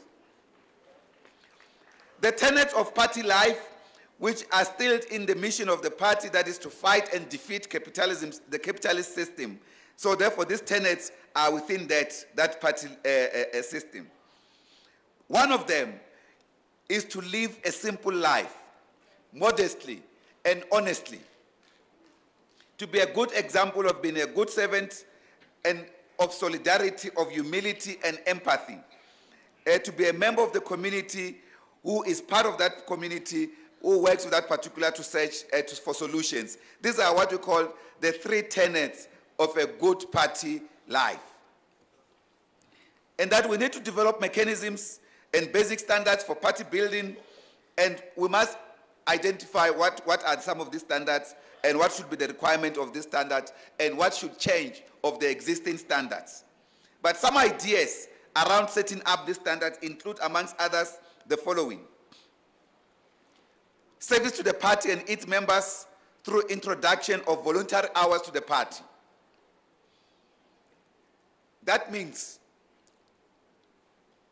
a party member must always contribute to the life of the party, not just by attending meetings. Find different mechanisms of contributing to party life and give few hours to the party as well as to the community. And the party branch must identify which sections in the community we must go and give voluntary work, voluntary labor throughout. It doesn't matter the level of your position in the Communist Party. Make time to serve the party, to serve the communities where you stay. And we're also saying, one of the ideas of setting the standards is to build capacity to serve through studying local conditions and analyzing and internalizing the local conditions. There's Comrade Lucien of Nehau. He's our party cader, he's here. That comrade, you can't go to a meeting with him in a community when he was still based at the party HQ. It was very basic and standard for him to apply that. If the General Secretary of the Communist Party is deployed in an area in the Northwest, the first thing Lucien will do is to immediately go and study the condition of that particular community where the General Secretary is to go. So by the time the General Secretary is going there, he has statistics and information about that particular community. What are the main challenges in that particular community? So when the General Secretary speaks general things, political things, national things, and so forth, he can also respond to the immediate issues of that particular community. And they can see the party that is relevant to their particular condition.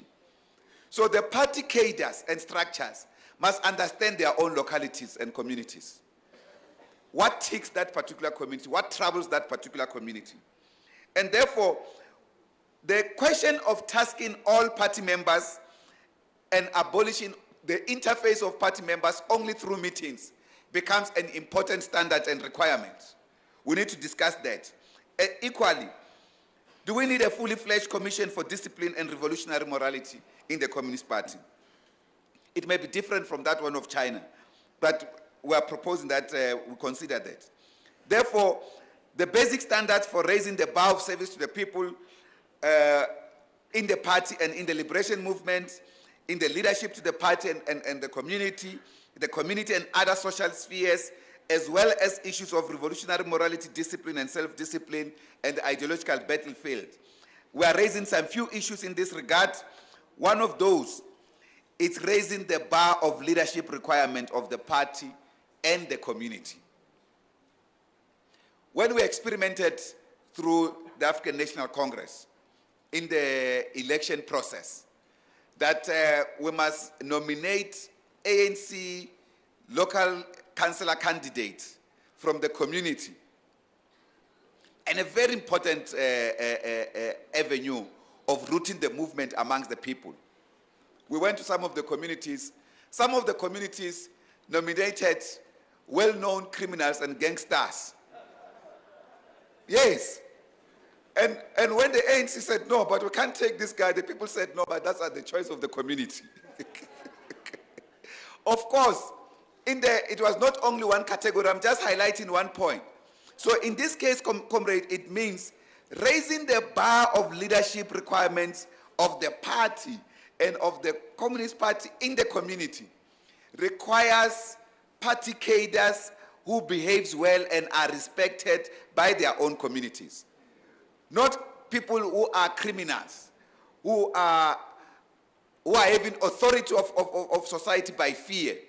And we think that they will finally be respected by the community. So we must be able to deal with that particular question. And of course, we want to raise the bar of our example in the community and how do we do work in different social activities of the Communist Party. And we want to raise the bar of ideological requirements and for self-cultivation of our cadres. It must be distinct when you engage with a party cadre in the community. How the party members in the community receives people when they meet with them. No boasting of our party cadres. When they go anywhere, they must be humble and handle themselves with humility and respect for the people. That way the people can respect the organization and our movement as a whole. Therefore, we need to raise the bar of discipline, self-discipline, revolutionary morality, not mortality, as well as revolutionary conduct. And we are also talking to question of suggesting basic requirements and values of a good servant to the people. That means dealing with challenges of proximity to the state and its resources. Comrade Jeremy also raised this particular question. Comrade Makura also raised this question when he was addressing us, welcoming us as Premier in a very good speech. And we need to deal with factionalism and how to safeguard the notion of job placements and contracts that creates difficulties for good discipline of our cadres and the strengthening of deployment and accountability system of our cadres. One of the points that the General Secretary raised when he was opening Congress, that for instance, some of the cadres in the public service, when they are confronted for not doing work, they run to get the protection of the union. We need strict adherence to these values that we serve as values of good servant of the people. Amongst the requirements and values of these good servants are anchored within the values of our own movement: solidarity, humility, empathy, dedication, selflessness. And therefore, they need to set the parameters and to develop a code of conduct for party leaders and members serving in the public service primarily, and in other spheres as well, and to strengthen party cadres' deployment through the introduction of transparent, accountable, and better control mechanisms of these deployments. Again, the good values of a servant of the people will require us certain parameters No, this one, it's a, let me see. It's a reputation. While to defeat traders of influence through factionalism. This is extremely important, meaning that if we don't set good values, we will not see it when factionalists trade influence. They capture the sphere of accountability and control of members' deployment, and therefore become that space that they use as a factional space. So the mechanisms that we set must be mechanisms that are both transparent and reinforcing the possibilities to root out corruption as it sneaks into that mechanism. So that means all other mechanisms that we may come up with can be corrupted or are corruptible. So we must always constantly improve the incorruptibility of those mechanisms, and therefore deal with patronage, factionalism, and corruption, and assert the standard of revolutionary morality, and deal with what we call transactional relationships. So the organization must have no transactions in terms of deployments. You are deployed because you are capable to go into this area and you can do well. And if we feel you are misdeployed, we must take you back and redeploy you somewhere. Or not even deploy you, go for orientation before you are redeployed based on your skills. Now,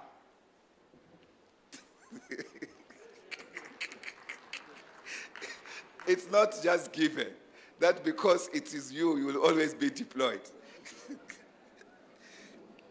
That means if a deployee misbehaves, becomes corrupt, the concept of deployment in the communist movement is used in this form. It's not just deployment. It's deployment, accountability, and recall. One sentence.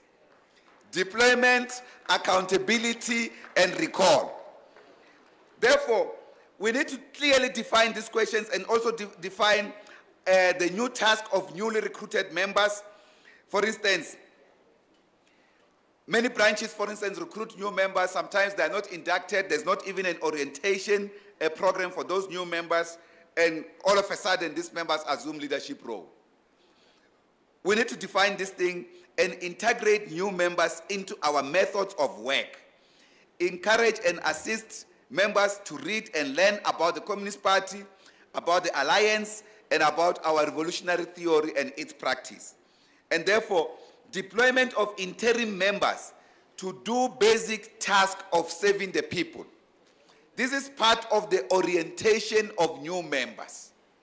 They must all have access to this kind of tools and organizations, and integrate these new members into our methods of work, of course, politically educate them, ideologically, and so forth, and enforce constitutional requirement of probation and eligibility with regard to election to structures of the organizations. We are proposing these areas and new areas as well, including new terrains of major struggles that must be increased, including the gender struggles.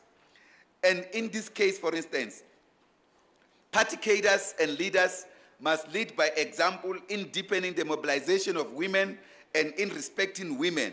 Therefore, political education and ideological training for both men and women becomes important. The points that Comrade Lulama of Gauteng was talking about yesterday, and I was saying to our media team, that on its own constitutes an article for discussion by our members. I hope the recording team can translate what Comrade Lulama and also Precious Banda from the Young Communist League were saying on the women's question. Extremely important points that they raised. We must therefore deal with the question of gender equality and women's emancipation, and inculcate this in every social sphere and within the leadership of our movement, and strengthen women's organization as a platform for mobilization and development of women and women cadres particularly, and continuously build women leadership capacity. Sister Njiwe always says, you know, sometimes when the comrade in the revolutionary movement talks to this question of building leadership capacity, says, Pumelen, I know this has been a lifelong struggle for you. But one thing I know is that you have won it in the home place. That is the first great success.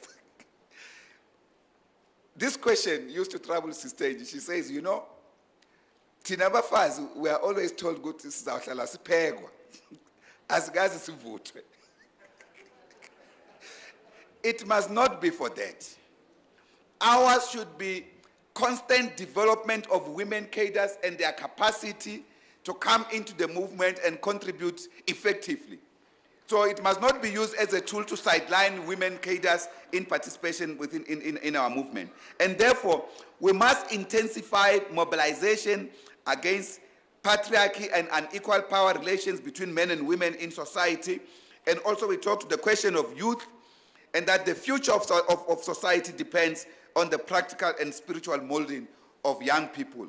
And therefore, what must be done on the youth is to give effect to the task of the youth in society, to sharpen the understanding of the origin and the reasons for the existence of the Young Communist League in particular, and to distinguish building the party and building the Young Communist League.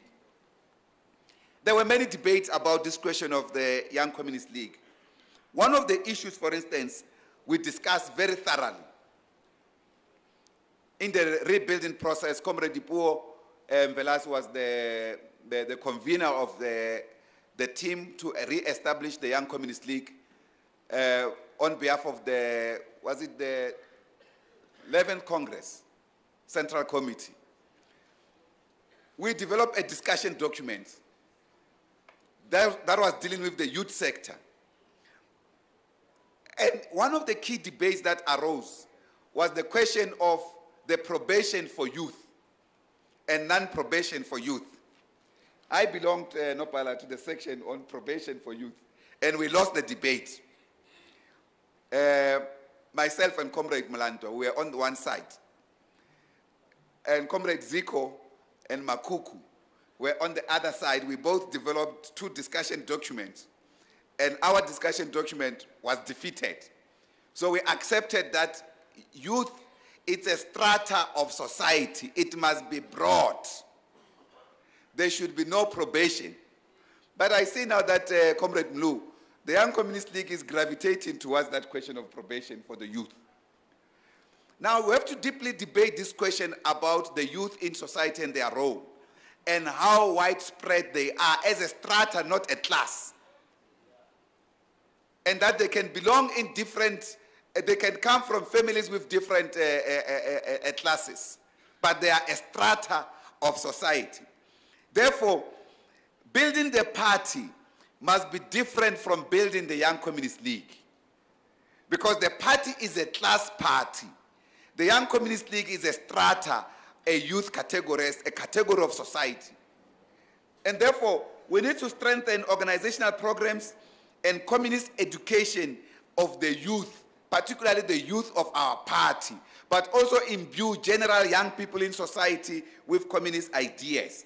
And that we may think about the concept of introduction of a youth pledge and empower party structures as well to deal with youth matters.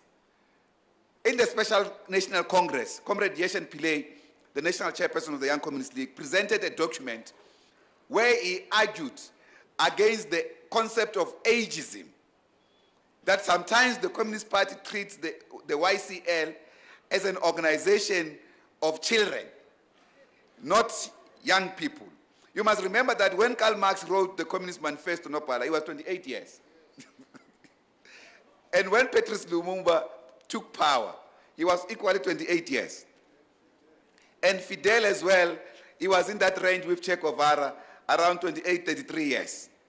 But when they went into the mountain, they were in their mid-20s. So the youth as a category is not a group of children. So the party must deal with this question differently. One of the suggested pledges on the youth that we are proposing is that the youth must learn and work. The ANC Youth League had the badge of honor: fight, produce, learn. Fight, work, learn. We are proposing that value is extremely important. Learn, work, and serve your community. Honor and respect fellow human beings. sacrifice for the betterment of society, which is your own future, serve the youth and the interests of young people as a youth organization. So that's the category that we think should be continued and debated. And on the alliance, we are raising some few issues. The SACP must not usurp specific strategic role of our alliance partners. So it must respect the independence of the alliance organization, not usurp the roles. At the same time, the SACP presence amongst both organized and unorganized workers, it's very important. We must talk to that particular question. We received a love letter from SAFTU, 5-page response to our invitation for them to participate in this Congress. Comrades Dumo, you will like that letter. You will like to read that letter. I know you were cautious about that particular invitation. We are also saying we must build organizational presence and influence of the SACP in all key sites of power and root our party and develop itself as a leading force of the working class. This will not come on its own. It will come out of a process, out of how we carry ourselves and our messages as the Communist Party. And we need to carefully analyze challenges facing all our allies. The point that Comrade Jeremy spent a lot of time talking to. And better anticipate even the kind of the ANC we will have in the next 10, 20 years. So that's part of that intensifying that long-range strategic thinking and planning. And therefore, what is to be done on the alliance? We say we must build the alliance which is needed even more into the future. We must build the alliance which is needed even more into the future. We must build an enduring alliance. And therefore, we must build a strong and independent vanguard party of socialism and the working class. That will be a critical voice in that enduring alliance. And we must build the kind of a liberation movement and trade union that we would like to see in the future in line with our long-range planning of this organizational review and framework. And equally, have the capacity to build tactical alliances with broader forces. That's the point that comrades have been talking to. We are putting that under tactical alliances. So there are strategic alliances, there are tactical alliances, there are broad fronts, there are broad patriotic and progressive fronts. So all of these things are having differences. And therefore, we are also proposing that we must develop capacity to respond well to the changing class configuration, consistently engage with our own relation with the state and state power, find appropriate attitudes and relationships that seek to forge our relation with various stratas, including the manner in which we advance the revolution and engage the alliance about the possibility of our own independent voice in the legislatures. This is part of the broader questions of the debates on state power, and link our review of the SACP and state power discussions to some of these considerations that we are putting up here. And therefore, we need to link the review as well to building the capacity of, is a continuation of this particular question on the battle of ideas, the capacity to engage with theoreticians, intellectuals, and broader society, as well as building, again, broader alliances in that particular section. We've also said that section is an area where we are much weakened. We are not stronger. We are not attracting more professionals into the ranks. 8,000 plus of membership is not good enough. Therefore, the decision we've taken to build party branches at institutions of higher learning becomes extremely urgent and important. We need to build strong Marxist-Leninist academies to contest the narratives of ultra-left, the Trotskyites, and other reactionary traditions in society, and mobilize and build capacity for more of our members to contribute into our publications. Comrade Eunice was crying about this particular question. And therefore, we now talk to the other considerations, for instance, on the second radical phase of the National Democratic Revolution, the diversification of political education and training, ideological training, will require, for instance, strengthening our efforts and contribution of comrades to keep the Communist University alive. That's very important. We are actually talking to this question that each province should have the capacity to run an independent or integrated but independent communist university at a provincial level. That we need to explore creative ways to integrate this communist university to the daily lives of the SACP and of our revolutionary movement, and ensure that we redefine the concept of full-time professional revolutionaries. We now have some of the comrades full-time in provinces. What do they do on a daily basis? And therefore, structural and institutional reforms and changes that are required, we are saying that firstly, we need to talk to the question of the party structure that should suit our own task and the material conditions, including assessment of functionality of VD-based branches. The General Secretary in his opening of Congress spoke to this particular question about what is the life of the VD branch of the SACP? What do we do on a daily basis as the VD structures of the SACP? We are talking to the question of building functional and relevant party organizational structures and look at the limitations of constitutional provisions, for instance, regarding party units, party cells, and so forth. Do we need to go into that much more tighter and more elaborate? What do we mean? We have got units all over, but sometimes their work is not sufficiently integrated. That we need to look closely to the difference in character of rural, urban, and peri-urban structures of the party, as well as the geographical size of our organizations. And therefore, in that regard, that we ensure that all our provinces are able to continuously run constant party political education programs through the Communist University. There's now huge technological development. We are entering what we call the fourth industrial revolution, which is largely technological or digitalized technology. How do we enhance party political education through the digital platforms? And many others. The GS was challenging all of us who are not on social media to join. Every CC member must be on Facebook as a first task. That's what the General Secretary says.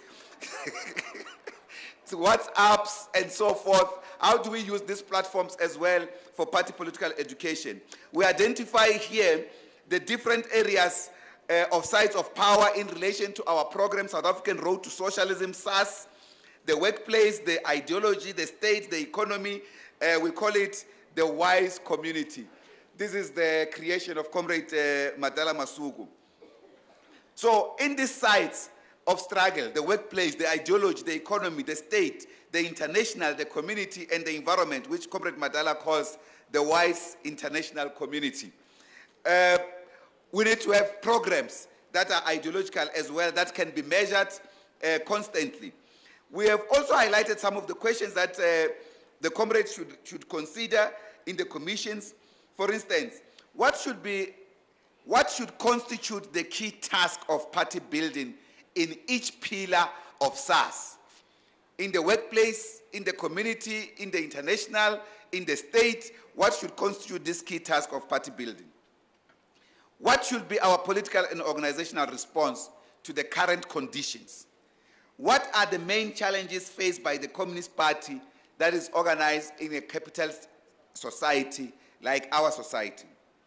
How should we engage and attract and bring back the intelligentsia and academics into the Communist Party, the white and Indian working class and colored working class and professionals into the working class? And how has the movement and the party responded to inherent contradictions between development and heightened mass activism in our society? Sometimes, even within our own movement, when mass protests began, I remember one time the ANC in Gauteng, for instance, accusing the Communist Party in deep slot for the challenges that emerged there, and said, no, this Communist Party is playing a destructive role. Later on, they realized that actually, this Communist Party was playing a strategic role in that particular community.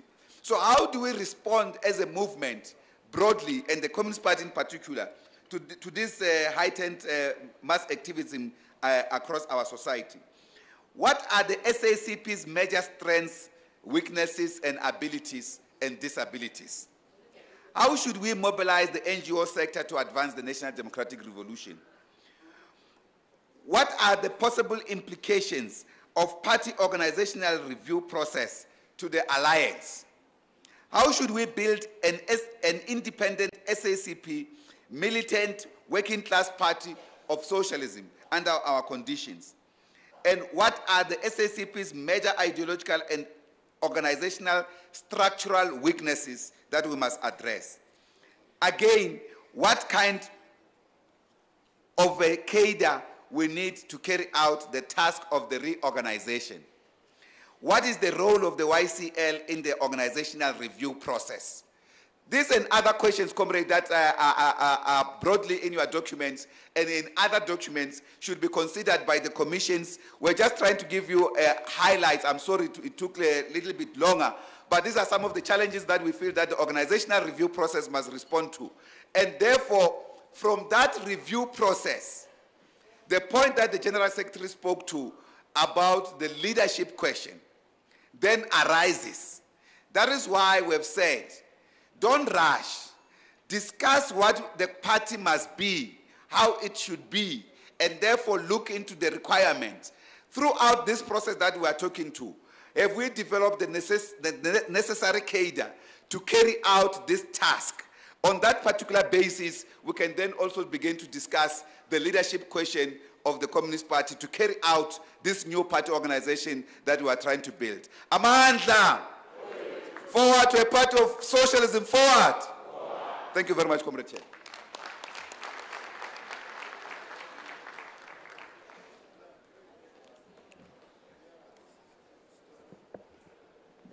Thank you, Comrade Soli. Bengisho ukuthi leni izoyiculela this issue of the revolutionary morality. I wonder how many of us are fitting these principles, these standards, and the values which have been outlined here.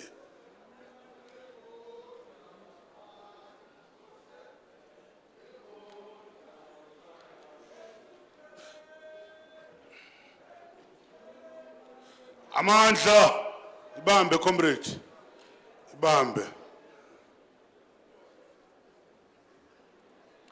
Comrades, all these issues also raised by Comrade Soli will be going into the commissions. And they need us to go deep and do a lot of self-reflection if we are real communists. We will move into the next item.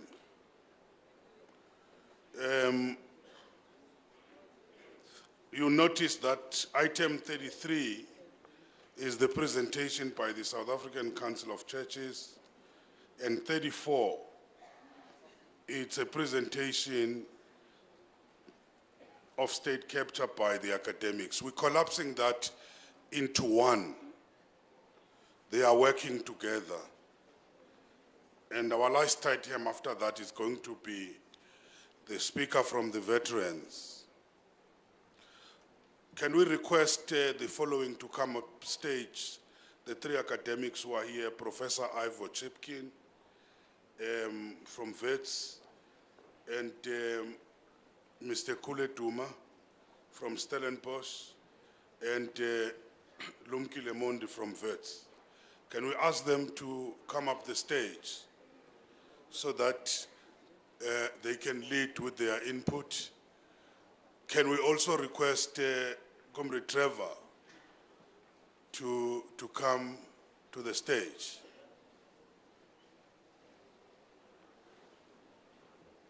Or Usapetama elections?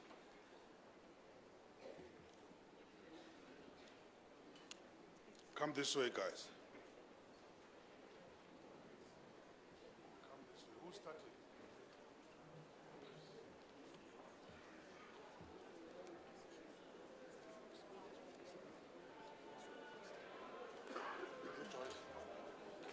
Momento, comrades, momento. Comrades, Comrade Treasurer, Comrade Joyce, and Comrade Lechisa, they've misplaced their glasses. So they can't see now, they can't do anything. As to where they were together, we don't know. But where they were seated like this morning on the tables, that's where they've lost their glasses. Please, comrades, if you pick up those glasses, just return them. Now we give the floor to Professor Ivo Chipke.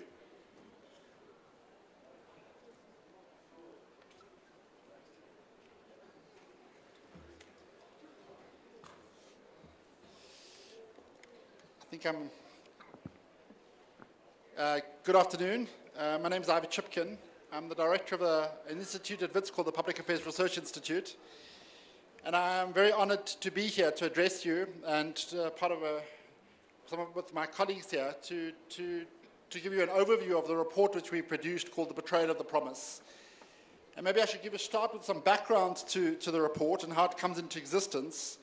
Earlier this year, SABC Jonas contacted Mark Swilling, who's head of a research institute at Stellenbosch University, and he said to Mark, what the hell are the academics doing? Where's the response to state capture from the academics, from the universities?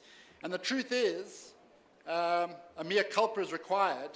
Academics have been very, very lethargic in responding to the current phenomenon. There have been very few academic engagements with the current phenomena, and in particular trying to make sense of it.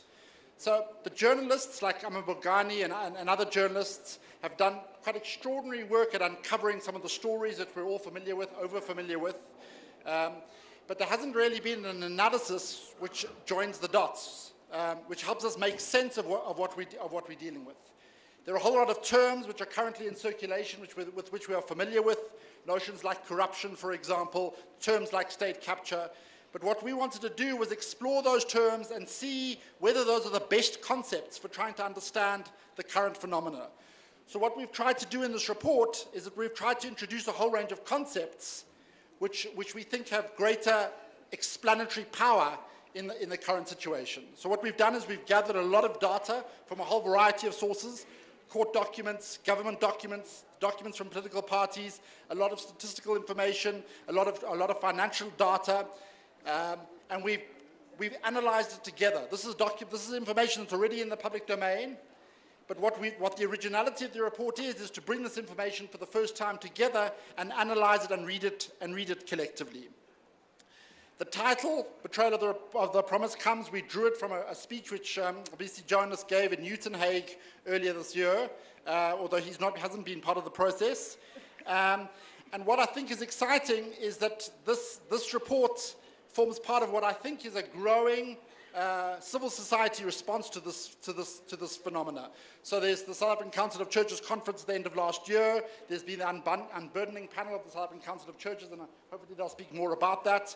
There's a South African Crisis Conference on the 18th of July. On Saturday, there is a gathering of public servants in South Africa to try and develop a response to the current situation, and we think our report is part of this growing movement.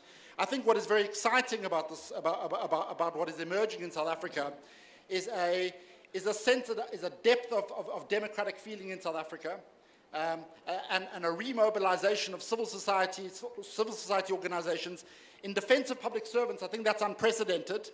In favor of state building, again, which I think is very important in the South African context, to reinvigorate democratic and especially radical life into our democracy, and of course advance the cause of radical change, especially when it comes to the economy. So this is the broader context of the report. Let me get into the report. So I think the report is original in a couple of ways. The first one is that what we've argued and what we insist on is that the current situation, which goes under the name of state capture, around the Guptas, around the current administration, is not just the work of a criminal network that has seized power. What we've argued is that this needs to be seen in the context of a political project which starts in good faith after Polokwane. So the starting point of the report, therefore, is the Polokwane conference in 2007, and an attempt in good faith to come to terms with some of the major challenges of South Africa's political economy of that period. And what is the major critique of Polokwane, which you know a lot better than I do, of course, is that, yes, South Africa has achieved economic growth during that period, but the economic growth has come with a range of features, unsustainable and unacceptable features. One, a small economic elite, a very, very vulnerable middle class, and then massive economic exclusion. And economic exclusion, especially for people outside the large metros or in informal settlements, and especially in rural areas. And a sense that this kind of economy is unsustainable for South Africa. And what you start seeing after Polokwane, therefore, is the search for other more radical models of economic transformation, one that can deal with some of those features of the political economy. And you see it all over the place. You see it within the ANC, obviously within the Southern Communist Party. In the ANC Youth League under Julius Malema, for example, there's a return to the principles of the Freedom Charter, and in particular the idea of nationalizing the land and nationalizing the mines, and that eventually becomes the centerpiece of the economic freedom fighters. In other parts of the ANC, and especially starts originally within the Economic Department of Economic Development, and also within the Department of Trade and Industry, is different kinds of models are beginning to emerge, and especially ones which are starting to put the emphasis on public procurement and the role in which leveraging public procurement can play in transforming the economy. I have some slides which I don't know if any of you can see, but they are. Anyway, they'll go on as I speak. What we start seeing from about 2010, 2011 is a growing excitement around the ideas of using public procurement to do two things: to displace existing established white companies, and two, to encourage the formation of new black-owned and black-controlled industrial enterprises.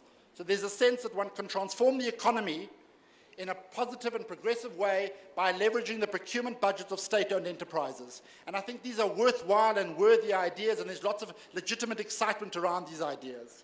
I think these remain very, very compelling ideas. What it does, though, is that it shifts the focus of economic transformation away from the market to the state itself. The state, therefore, becomes the leading agent for transforming the economy. This is where things, in the reports, I think, where things get very interesting from the reports, from the analysis which we've made. From about 2011, 2012, an analysis begins to emerge that this model of economic transformation cannot be achieved within the framework of the law and within the framework of the Constitution. In other words, the analysis begins to emerge that the Constitution itself is an obstacle to radical economic transformation. And we see this in a whole range of documents beginning to emerge from that period. What it means is that it begins to set the project of radical economic transformation up against the Constitution, and in particular constitutional bodies, and the National Treasury becomes clearly in the sights of the protagonists of radical economic transformation. So what we start seeing from 2011, 2012 are growing attacks, verbal attacks, and political attacks on the National Treasury and on the figure of the Minister of Finance, Pravin Gordhan, and Nene, and then of course Pravin Gordhan again. What we start seeing in the state-owned enterprises, though, is an increasing move to illegality. Now, many of you are familiar with the stories which are in our media all the time. You start seeing cabinet reshuffles during this period. Malusi Gigaba is brought in as the Minister of Public Enterprises. Brian Molefe is appointed as the CEO first of Transnet. The Transnet board is reshuffled in all sorts of quite extraordinary ways, including many people linked to the Gupta family become board members of Transnet. There's the commissioning of a massive expansion of an industrial project, to the commissioning of trains to the value of 50 to 51 billion rand. The terms of that commission we now know through Amabungani and the journalist is highly suspicious. Of course, it remains to be tested in court, but it looks as if many things were done incorrectly and are probably and even potentially criminally. There's a further reshuffle.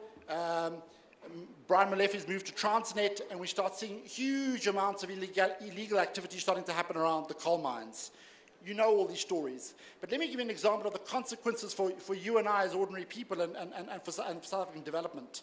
You know the story of Optimum Gold Mine, owned by a company, Glencore. It's producing coal for some of the Eskom power stations. Remember, it's producing low-quality coal, really low-quality coal, at 167 rand a tonne historically. The value of the contract per annum is 325 million rand. Brian Malefi and the Eskom board pushed the company into bankruptcy, and it's bought out under very, very suspicious circumstances by Batageta, owned by the Gupta family.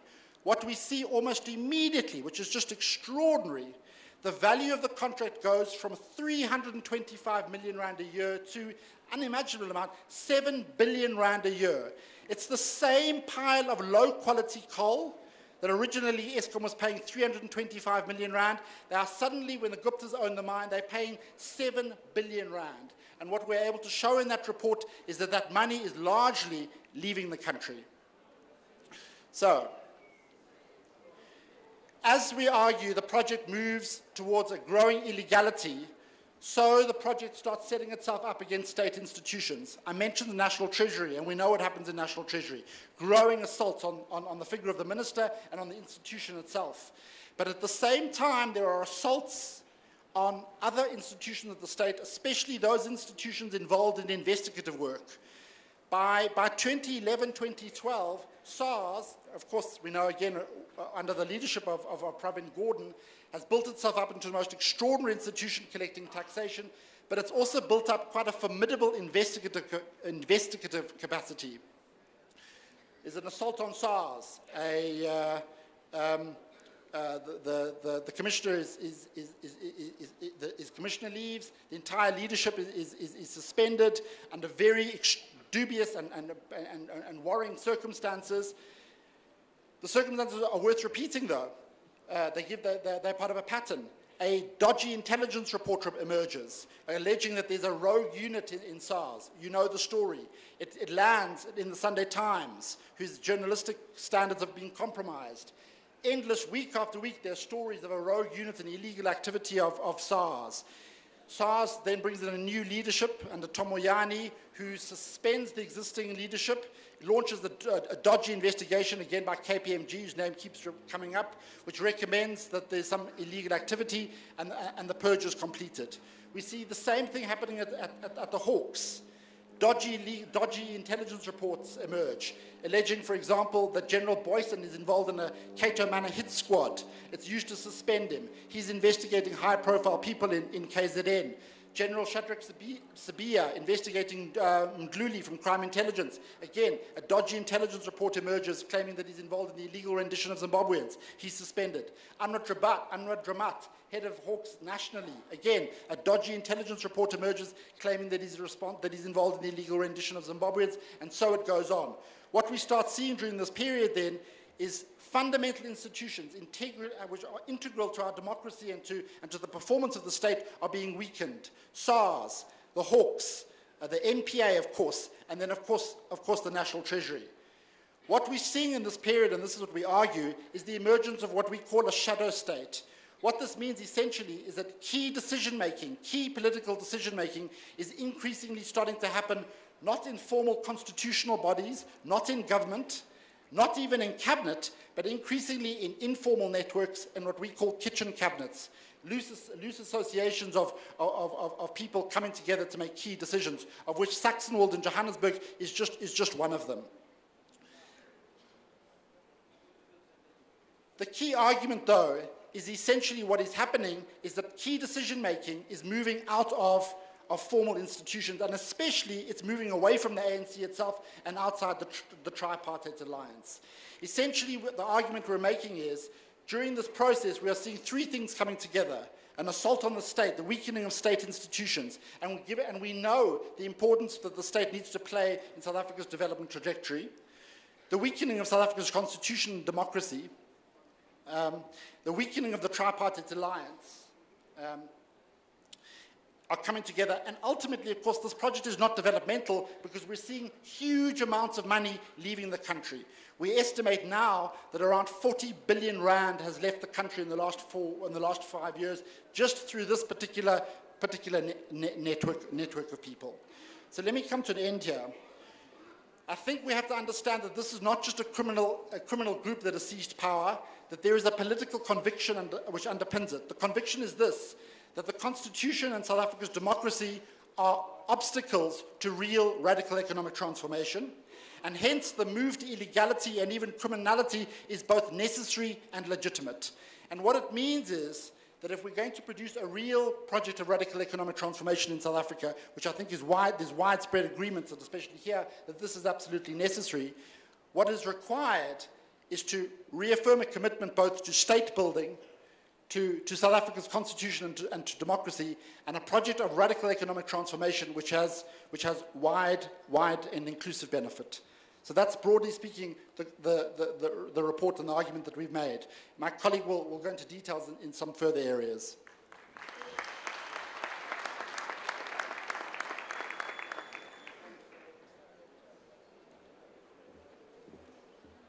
Good evening. It's an honor to be here. And basically, my name is Sikulegile Duma, and I'm from the Complex Systems and Transition, the Center for Complex Systems and Transition in Stellenbosch University. Now, my colleague has already spoken about the inner workings of the shadow state, and I inherently want to come here and speak about the real effects that it will have on our governance, but also our economy as well. Research and studies have indicated that South Africa is more discontent than ever. This year already, we've had a record number of service delivery strikes than we've ever had, ever. Now, South Africans are basically asking for the promises that were made in 1994 to be delivered. We see on a daily basis the severity of the strikes, how frustrated the people in South Africa are. Now, inherently what this report is about the protection of our coffers and inherently about the protection of our state and our future as a country. Our studies show evidence of the following. There is increased evidence that there's been a significant weakening of cabinet as a stable center of political control in the state.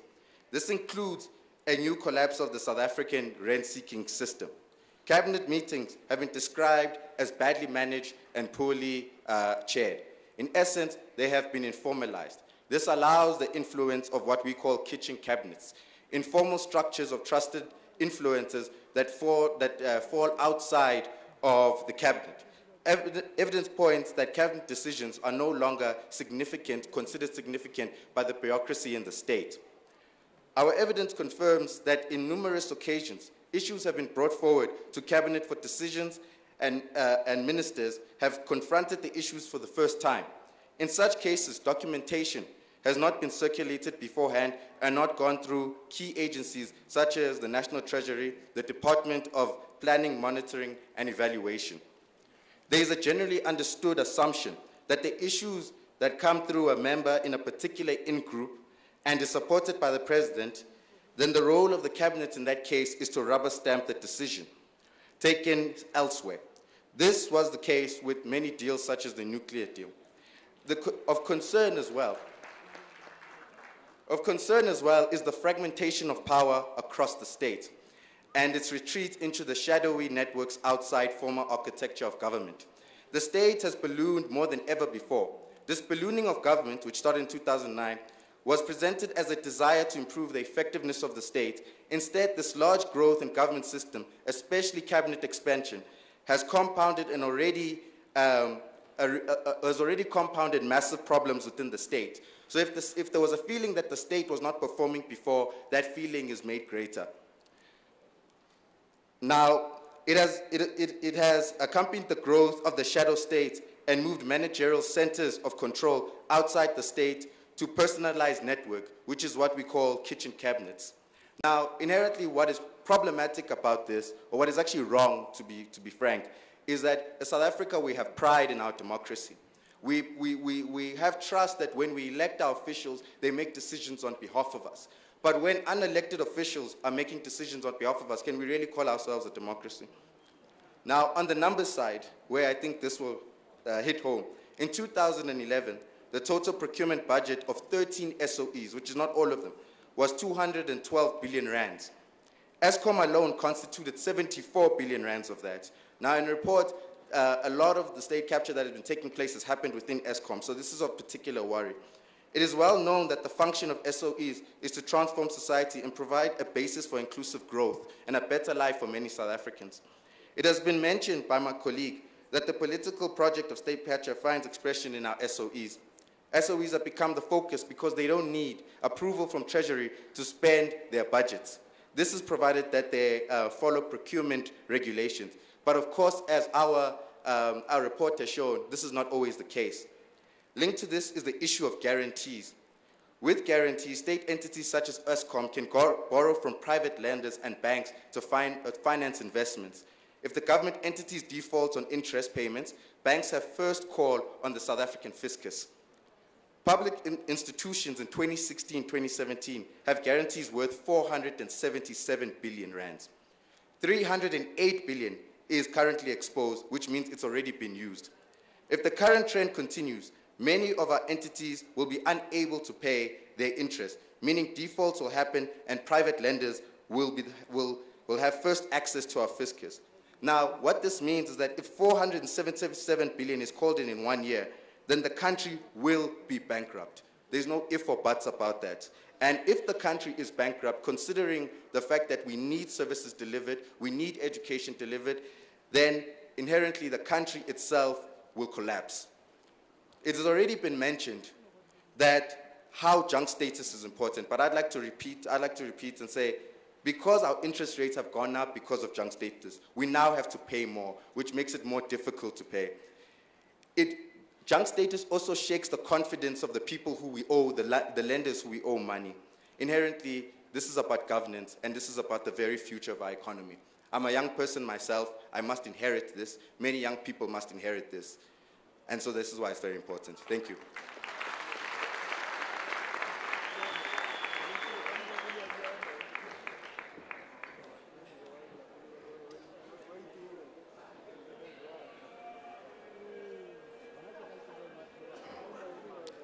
Those are the facts, comrades. As you do your analysis in commissions, maybe these will help you. We will take another input from the veterans. Comrade Trevor.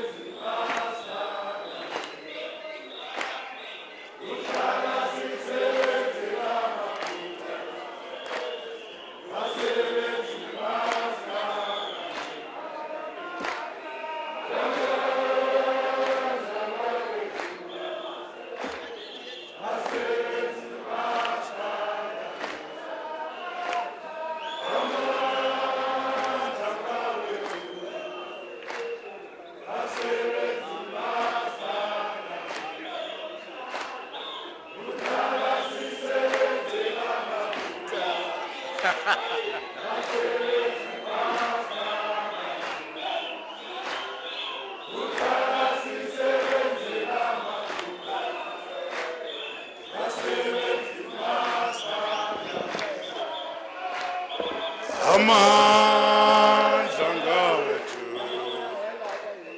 basebenzi masimanyane amandla ngawethu basebenzi masimanyane uthala sisebenzela magupta basebenzi masimanyane uthala sisebenzela magupta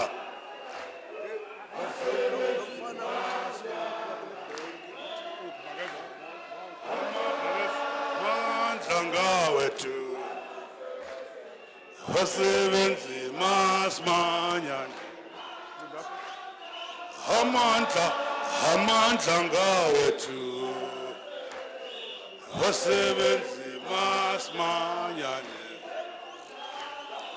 uthala sisebenzela magupta basebenzi masimanyane uthala sisebenzela magupta basebenzi amandla Comrade Trevor. Amandla! Viva the South African Communist Party, viva! Viva COSATU, viva! Viva Sanko, viva! Viva the ANC, viva! Comrades, the veterans and stalwarts appreciate being invited to the 14th Congress of the South African Communist Party.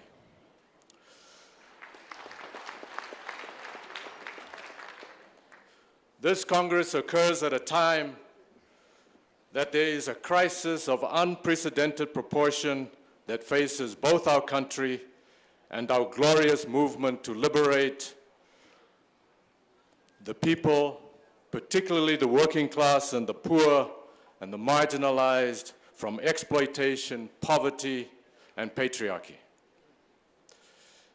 However, daily, there is new evidence of acts of corruption, of looting of the state.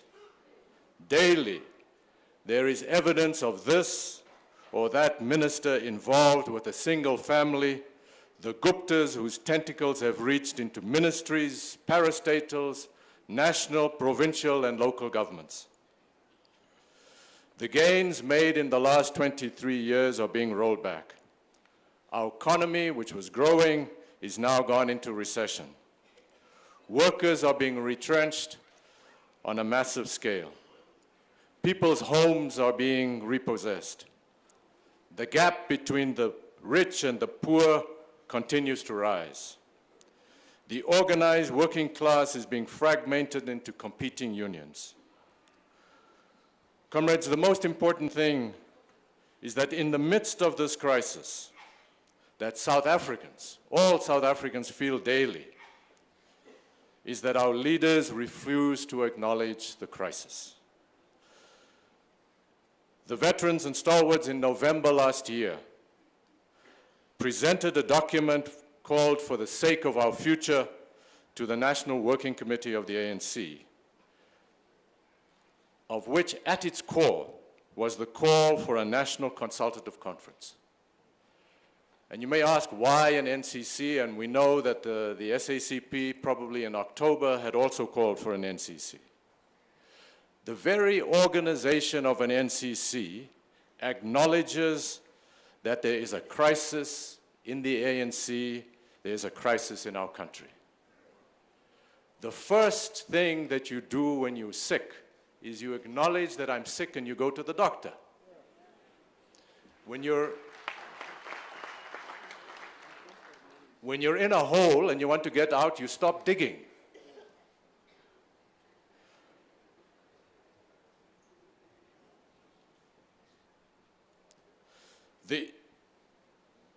the key to a National Consultative Conference, the reason it's been called, is for us to do real introspection, looking at what went wrong. Even here in your commissions, you must ask the question, how did we get here? That's what an NCC is supposed to do. How did we get here? How is it that, as you heard in the researched report,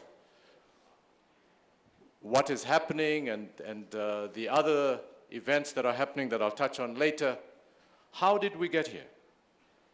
We must also ask the question, how did we arrive at the fragmentation of the organized working class, the breakup into competing unions? How could we have presented it? And how could we have gone this far down the road and we were silent?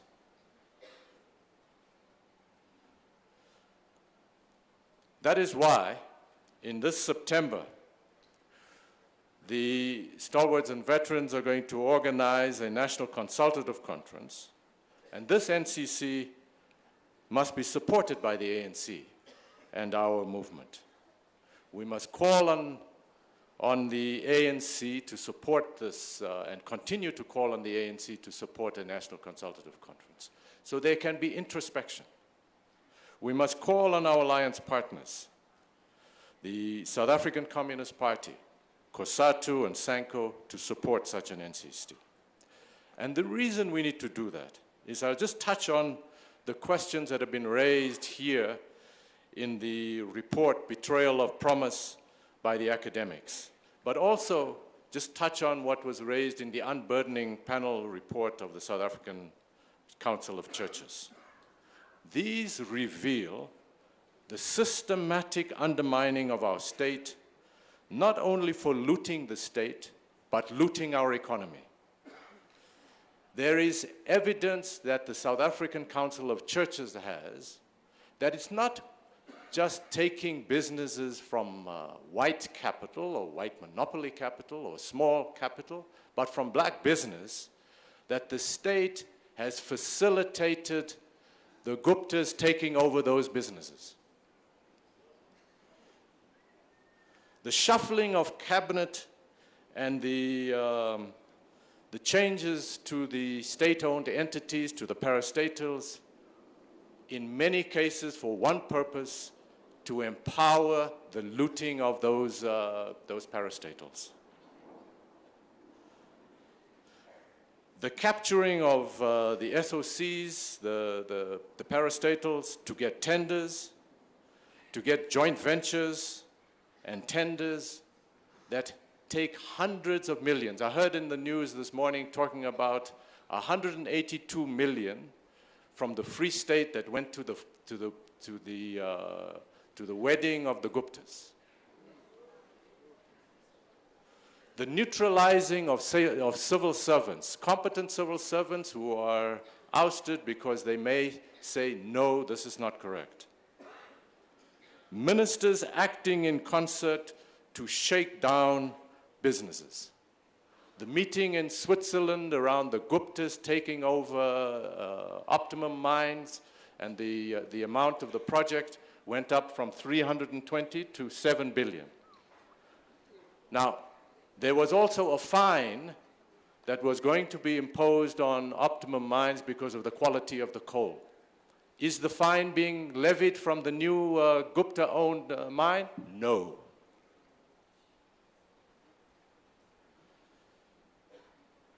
Parliament is being bypassed. There are two court judgments that indicate that. The nuclear deal, it says it very clearly, Parliament is being bypassed. The NCC, the ICC ruling, Parliament was bypassed. They had to go back to Parliament. This is a pattern that exists of bypassing Parliament, and Parliament also not holding the executive to account. These are outrageous revelations. Our leadership should be addressing this matter. Instead, and this is what happened in one of our meetings, leadership blame the courts are making wrong decisions, or they blame the churches, that the churches are against the ANC. The ANC is supposed to be the leader of society. If the churches are doing that, we used to go back to the churches and say, hey, you're making the wrong decisions. We don't go around blaming them. We mobilize and ensure that they are brought around to a point of view. But in this particular case, it doesn't happen, largely because it is known they are correct.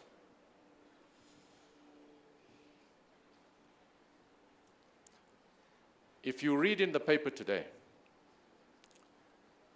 initiated in New York is an investigation, or it's written by the New York Times, I should say, an investigation into SAP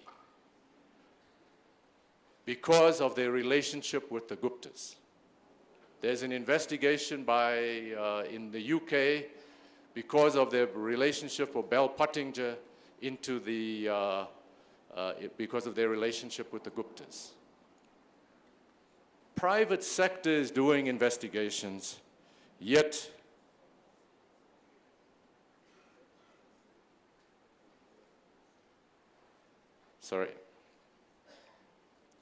the private sector is doing investigations, yet we don't have a commission of inquiry. The NEC has not done this investigation. How is that possible? So, the question may be asked, why is it that the stalwarts and veterans did not attend the first 2 days at the policy conference? We had been meeting since November. It is only in late May and June there are real discussions about what should be in that conference, consultative conference. But first of all, we were told, no, this is not a national consultative conference. This is a conference to look into the concerns of the stalwarts and veterans. The stalwarts and veterans didn't dream up these concerns. We heard what people were saying in society. Now, if our movement is not able to hear what people in society are saying and the evidence that's being produced, and you say, no, you put this together to hear the concerns of the stalwarts and veterans. And further to that, there's at the beginning of the conference, an open attack on the veterans and stalwarts that, no, we don't, they think that the branches don't respect the branches. Well, the statement by the stalwarts and veterans says very clearly, this is untrue. Because an NCC that is successful, if you look into the for the sake of our futures document, says there must be a listening campaign where we hear what the branches are saying, what the people are saying. We all know the way our movement works is when you're going to discuss a matter, the document is circulated. The document was in the hands of the ANC, NEC, or NWC from November. It was not circulated to branches so there can be discussion, so that when you get there, you have a mandated position. Those of you who are members of branches in the ANC, did you see that document circulated? No. So, when you then go publicly and you say, no, we don't want, these people think that the branches we're too good for the branches, is untrue. We understand the processes in the ANC. Every alliance member that we met with said, no, we're used to being managed by the NEC. This was an effort in management of the stalwarts and veterans. So when we get there, the point is, how do you address the problems that are facing us? Just yesterday, driving here to the conference, I heard that there is a presidential commission that's being established to look at the reduction of the provinces from 9 to 6. And this commission is going to complete its work by December. Now, in the face of a climate where clearly academics, other people are saying, the South African Communist Party is saying that we must defend our constitution, we are going out there and saying we're going to change the constitution. It means you haven't done any introspection about the situation that exists now. So you shouldn't be talking about changing the constitution to go to 9 provinces. Talk about the attack on the constitution that's already happening. And the other point is that I sat on the commission that drew the boundaries for the constitution. During the drawing of those boundaries, during the discussion, this matter was so emotive that in 1993, when it was being done, late 92, in the Eastern Cape around Matatiele, one of the homes of one of the people on the technical commission, there were protests at because we were in fact looking into the matter. Consistently throughout our history in the last 20 years, when we talk about changing boundaries, it is a highly emotive matter. Why would you open another front of emotive matters before December? Stop digging. Get out of the hole.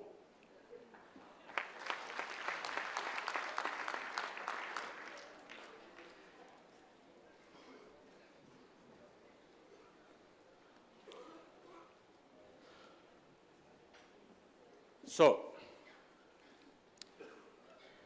the other issue that we wanted to raise is that we wrote a letter to the NEC to discuss this question of the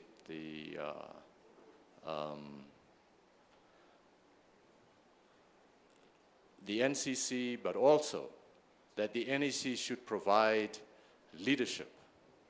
And one of the areas of leadership is that the NEC should ensure that when parliamentarians on the 8th of August have to go to Parliament to decide on whether or not there is a vote of no confidence, in effect, what is being asked of members of Parliament is to decide between South Africa and the people and the President. To decide between our NDR and the President. And the reason I'm saying that is that there's a Constitutional Court judgment just recently delivered, the one on the secret ballot, where the Chief Justice of the Constitutional Court laid out that members of Parliament take an oath to the Constitution and the people of South Africa. And we will now then look at what the evidence says. The evidence says that there have been court decisions, 2 constitutional court decisions, one on Nkandla and one on the SASA, where it had to go to the Constitutional Court to ensure that 17 million people get their pensions. Get their grants. In that judgment, it said the President and those members of cabinet that were there did not uphold their constitutional duties. And over and above that, it said that Parliament had not held either the minister or the President to account. Now, these are Constitutional Court judgments. we also have heard about the extent of the looting that has happened. Now, how does the NEC allow members of parliament to be put into that unenviable position? Decide between the party president and your president and the people of South Africa and the Constitution. It can't be correct. Because we know that people who are committed to our democracy will have a difficult choice to make, because we know that most of the members of our parliament and of the ANC are committed to democracy, are committed to ensuring that the poor have the lives of the poor are bettered, that we eliminate poverty. Those are the areas that need to be addressed. It is also the reason why the stalwarts and veterans have asked for the president to resign. Because the longer we allow this to happen, the further away we get from the people. And it is not a choice between the ANC and the country. It is a choice between the president and the country. Lastly, the last area that I wanted to address is the question of violence and intimidation. 3 to 4 years ago, the number of political killings in our country had gone down to about under 10. In the last 12 months, there have been 37 political deaths in the country.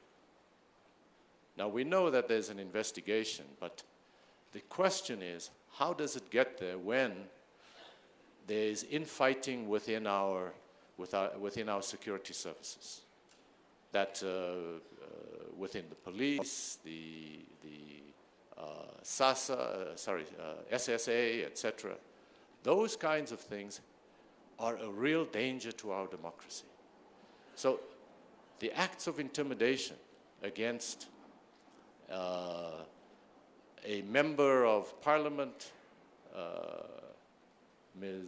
the Honorable Khoza, who says that a family has been threatened, those issues must be taken up. It shouldn't be happening in a country where we committed that we would have peace and security. Those are the issues that we need to be addressing. And so when you deliberate today in the commissions, let's ask these difficult questions. Let's ask how we got there. Let's ask these difficult questions, so that when we have the NCC, and you resolve that to ask the ANC again to have this, to be a part of the NCC, so that our movement as a whole can do self-introspection, find the solution, win back the confidence of our people, and ensure that we have change in our country, we defend our constitution, and that we move towards a liberated South Africa, a South Africa where the working class and the poor have a place, and the working class and the poor are not isolated because of an elite that is looting the state. Thank you very much. Amandla.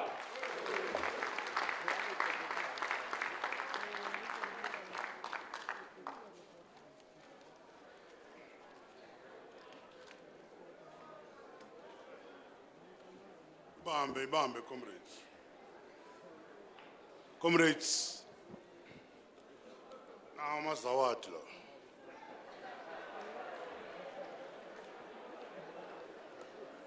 Alahlekile. Another pair of glasses, and it goes with the key. It's room 420, Tinos. Comrades,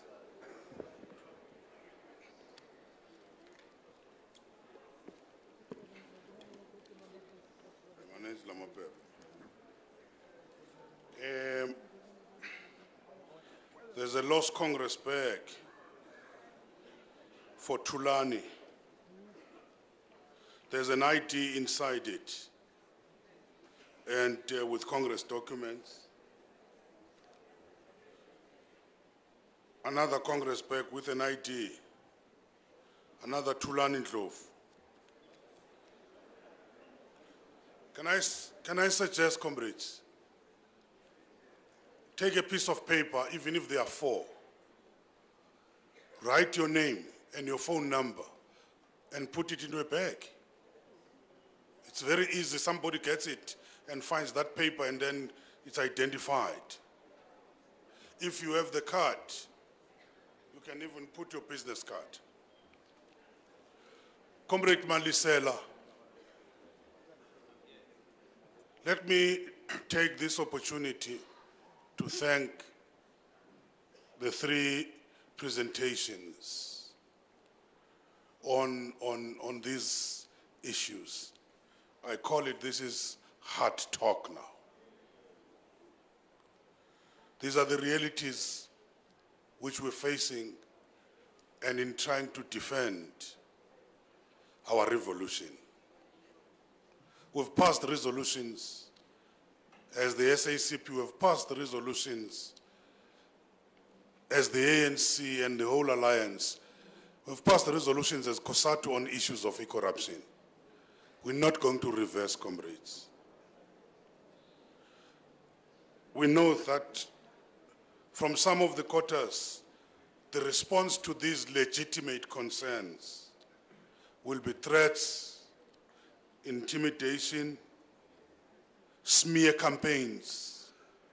There are going to be stories in the papers, smear campaigns against some of those who are seen to be leading. And even mysterious accidents, which can lead even to political assassinations when people start exposing some of these things. That must be expected, but that's the life which we have chosen as comrades in defense of the country. So when you go to the commissions, comrades, we don't want political rhetoric. We want proposals on action, on all the issues which we have debated, from state power, state capture, the organizational review, all the issues we have spoken about. We do have now enough information to be able to engage. I'm going to call Comrade Malisela to guide us on how we deal with commissions. We're requesting also, comrades, that most of us who are in the leadership as Central Committee must not dominate those debates. Let's allow the people from the branches now in the commissions to talk.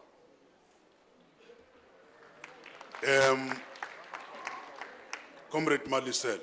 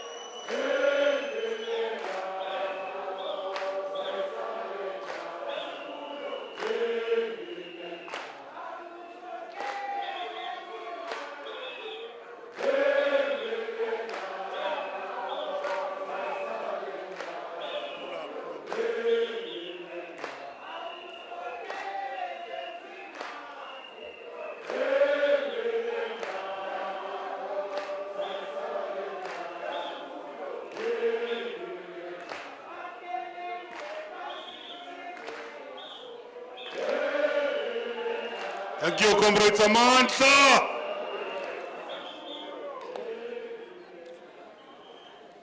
Comrades, another bag with all the t-shirts with a black Kosatu jacket inside was lost yesterday.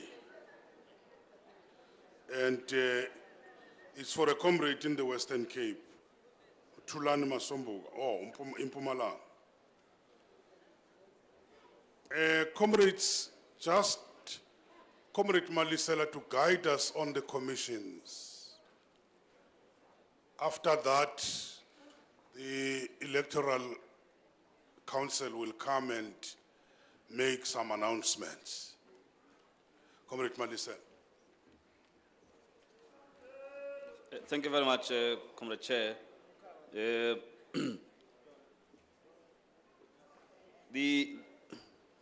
We've got 8 commissions that have to take place in closed sessions and make a number of suggestions and recommendations that will be discussed as from tomorrow, so that Congress can adopt them as resolutions of this 14th National Congress.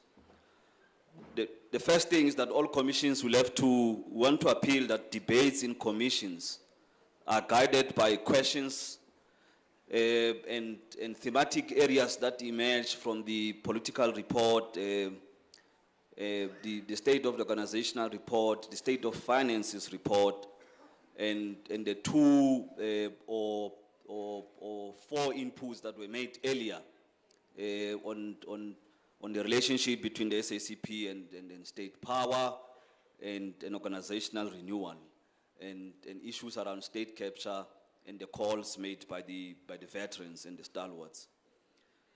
And when we announce the commissions, what will be quite visible is that all the 8 commissions in many respects are interrelated. So the demarcations that have been made have been to some extent quite arbitrary kind of demarcations in order to allow for a program to emerge out of the discussions. So when we discuss organizational renewal, it does not mean that we must lose sight of what must happen with respect to financing the organization, whilst it's not the mandate of organizational renewal to go into the detail of finances. So the Finance Commission will deal with that. So we're just trying to appeal for that kind of appreciation of the linkages that exist in the themes. We do not have a dedicated commission that deals with the topical issue.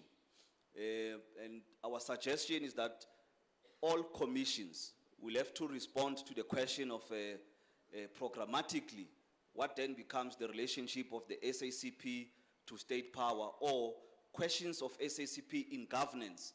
Because either way, so whether it's a yes or no in terms of what was presented earlier, we have to inform qualitatively what has to be a program of the SACP with respect to governance.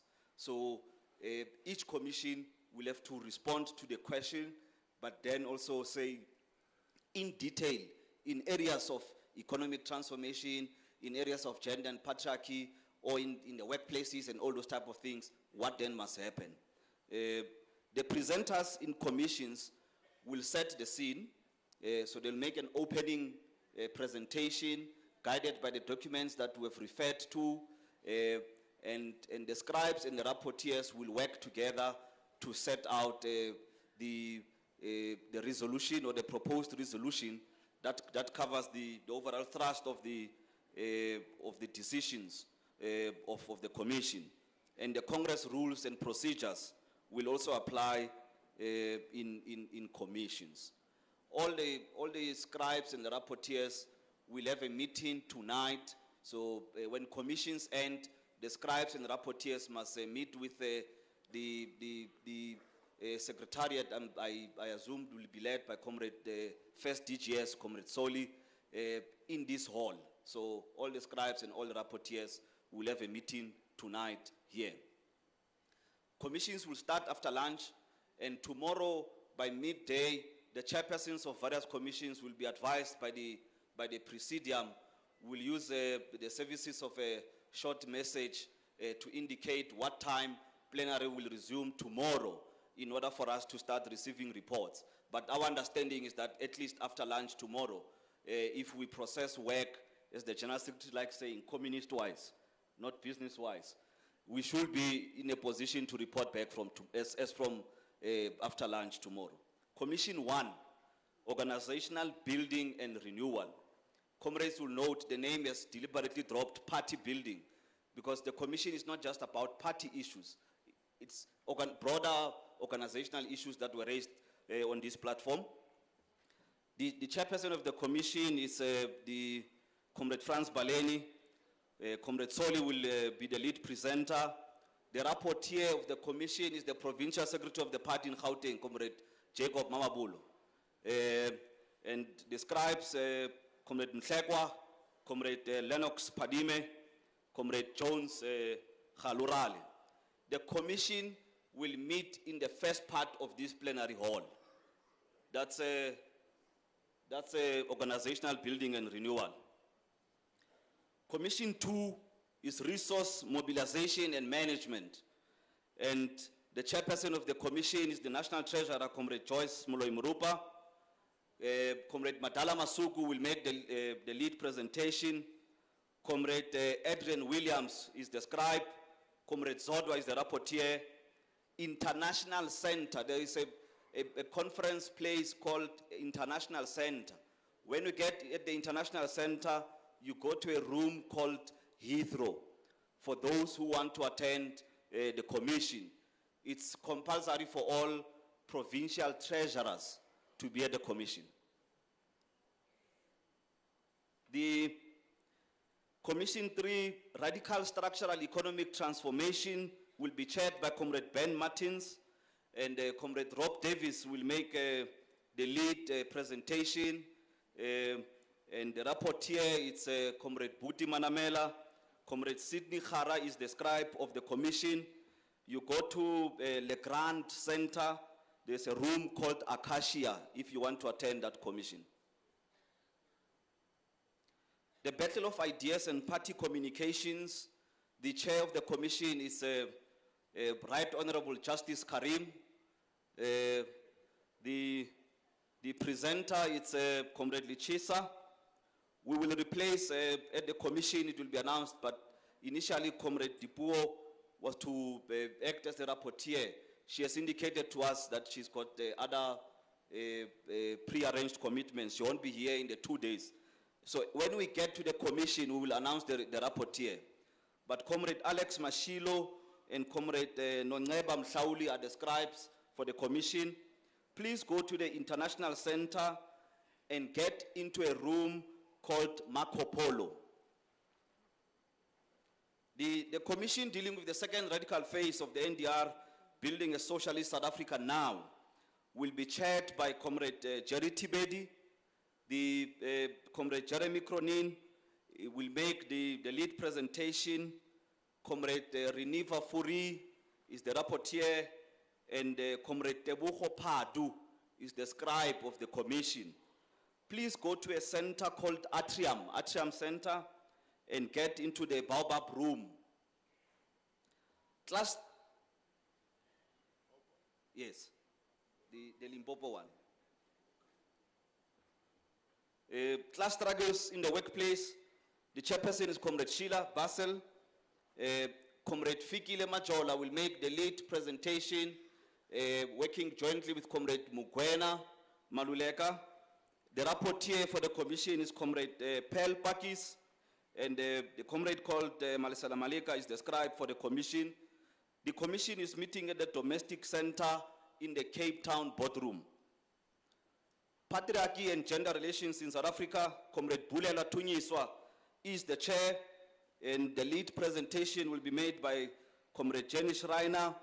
Comrade Fezeka Loliwe is the rapporteur for the commission, and the scribes is Comrade Barry Michel and Comrade Masonwabe Sokoi.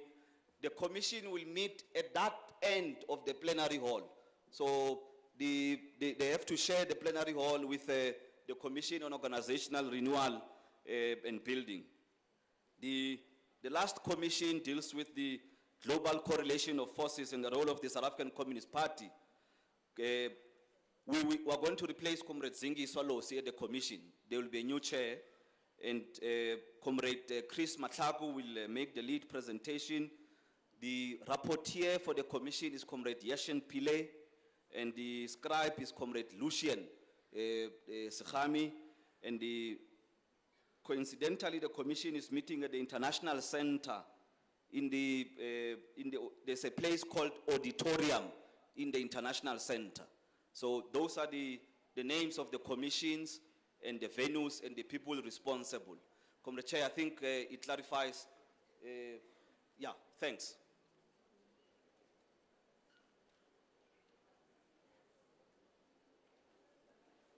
Thank you, Comrade Malisa. You will have a lot of comrades who will be lost.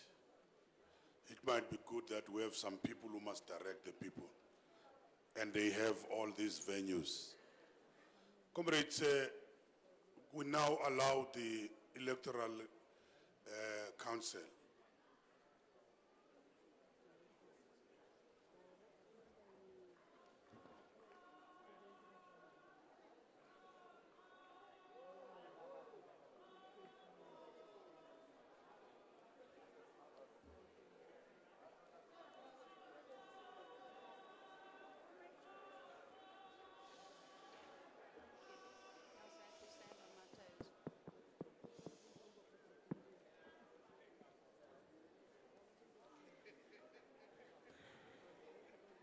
Hello, comrades.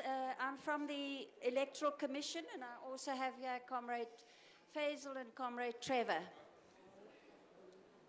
And I have a commissioner from the ANC and from Sanko. And from Sanko. The nominations for the additional members for the Central Committee closed earlier, and I'm going to read you the list. If the comrade whose name is mentioned can please get to a microphone and just confirm that they are willing to stand. We do have their signatures, but you need to hear from them. The first name is Jeremy Cronin. Okay, I can hear him from the front. Second name is Zingiswa Losi.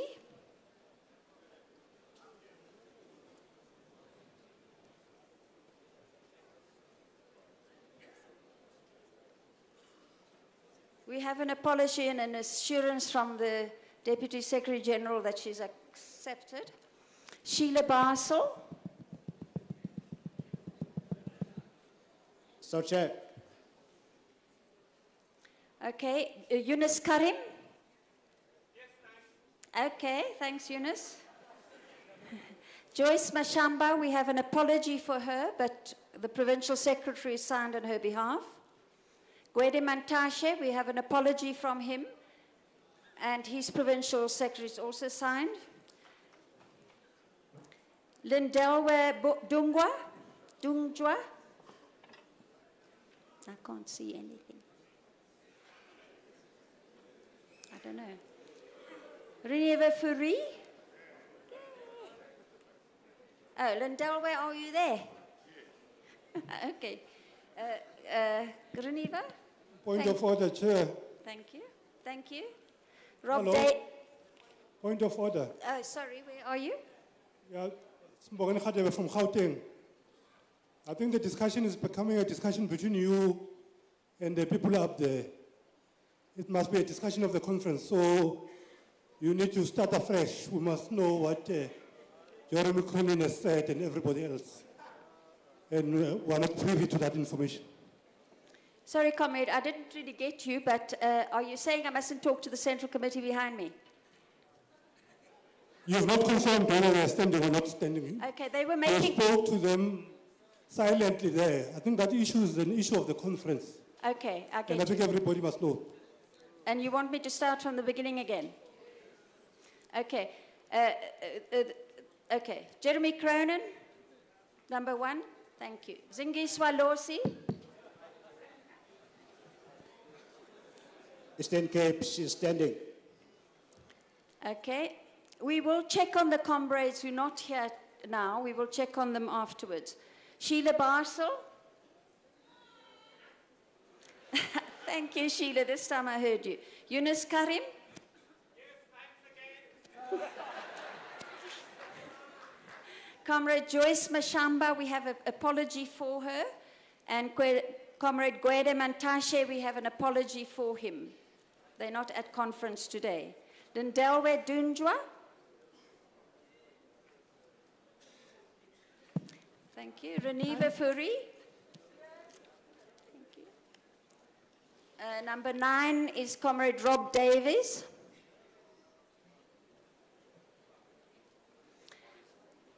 Ten is Fezeka Loliwe. Okay. Fezeka Loliwe. Okay, thank you. I see you. Frans Baleni. Thank you. It's a very long haul. Figile Majola.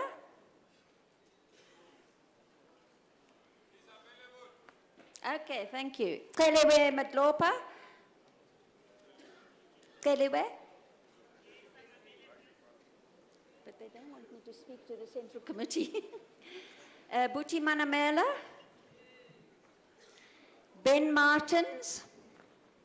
Yes. Thank you. Madala Masuku.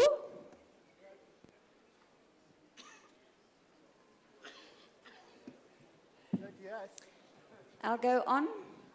Bandla Makupula.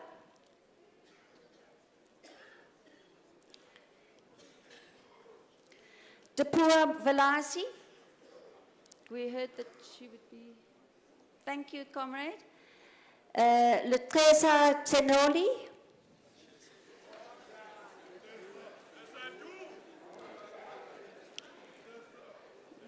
Charles Setsubi.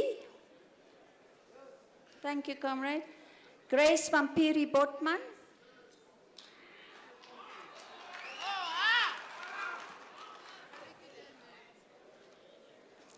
Bulelwa Tau Yiswa. What?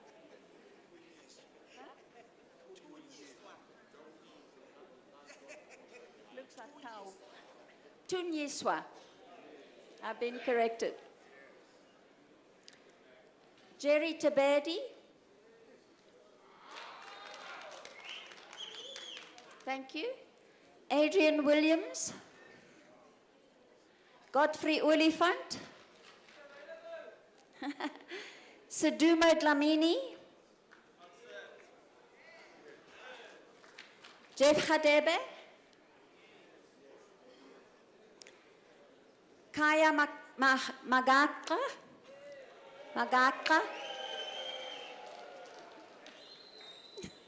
Stan Matabataba.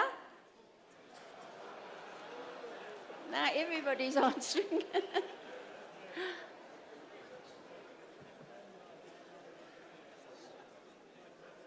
Looks like Wes Konde.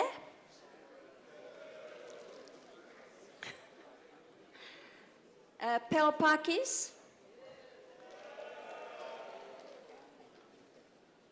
Pumulo Masuale.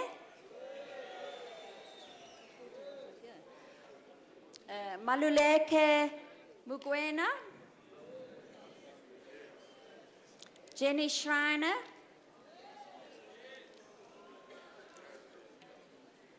And Nomvuzo Chabalala.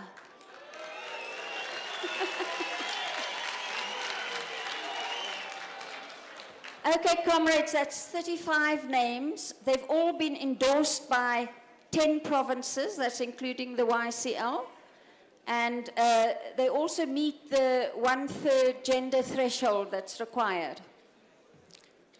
So what I need to do now is to call for any further nominations from the floor, remembering that that requires a 40% endorsement from the floor, which comes to 728 voting delegates. So if anybody wants to nominate anybody from the floor, please come to a microphone so that I can hear you.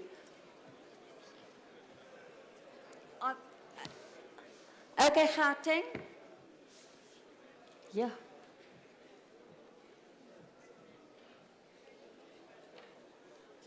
What's happening? It's coming. Thank you very much, Chair. As Gauteng, we want to propose closure for the nominations. Thank you very much. Is he seconded by 40% of the voting delegates?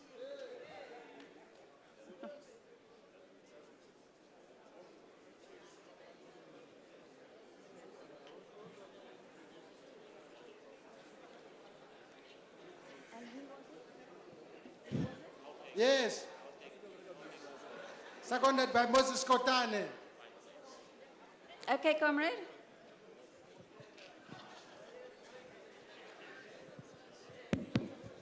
Limpopo supporting. Limpopo seconding the closure of nomination. We are seconding Gauteng. Okay, comrades, I think that that's probably well over 784 delegates. 28. Are there any objections to this nomination? Or to anybody on the list? Thank you. Comrades, we have to check on these credentials, especially of the people who weren't here, who couldn't second their name. And can I have a nomination paper for the comrade nominated from the floor with his signature or her signature attached? Thank you. What did they say?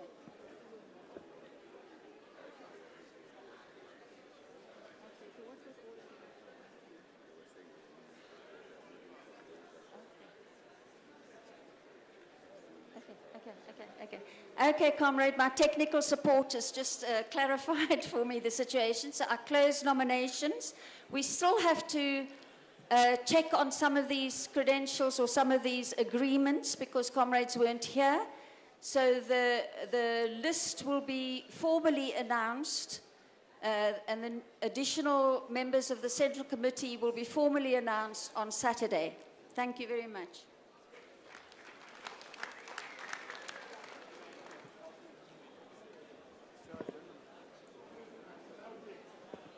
Gole. Don't go. I don't know what Gauteng wants to raise. Order. Thank you very much, Comrade Chair. Before the IEC leave the stage, I think we have closed nominations and as per the traditions, because there's no contest, all members are duly elected. So we thought that the IEC, because we want to concentrate on the Commission's work rather than us worrying about Order, Comrade Joe. Order. Okay, Chair. Order. They still have to do their work. No, I was trying to correct, Chair. Order, Joe. Order. Take your seat, Joe. Thank you. Thank you. Comrades, we will now break for lunch with that nice revolutionary song you sang. That is now, the time is 1:20. We come back at 3. We come back at 3 to the commissions.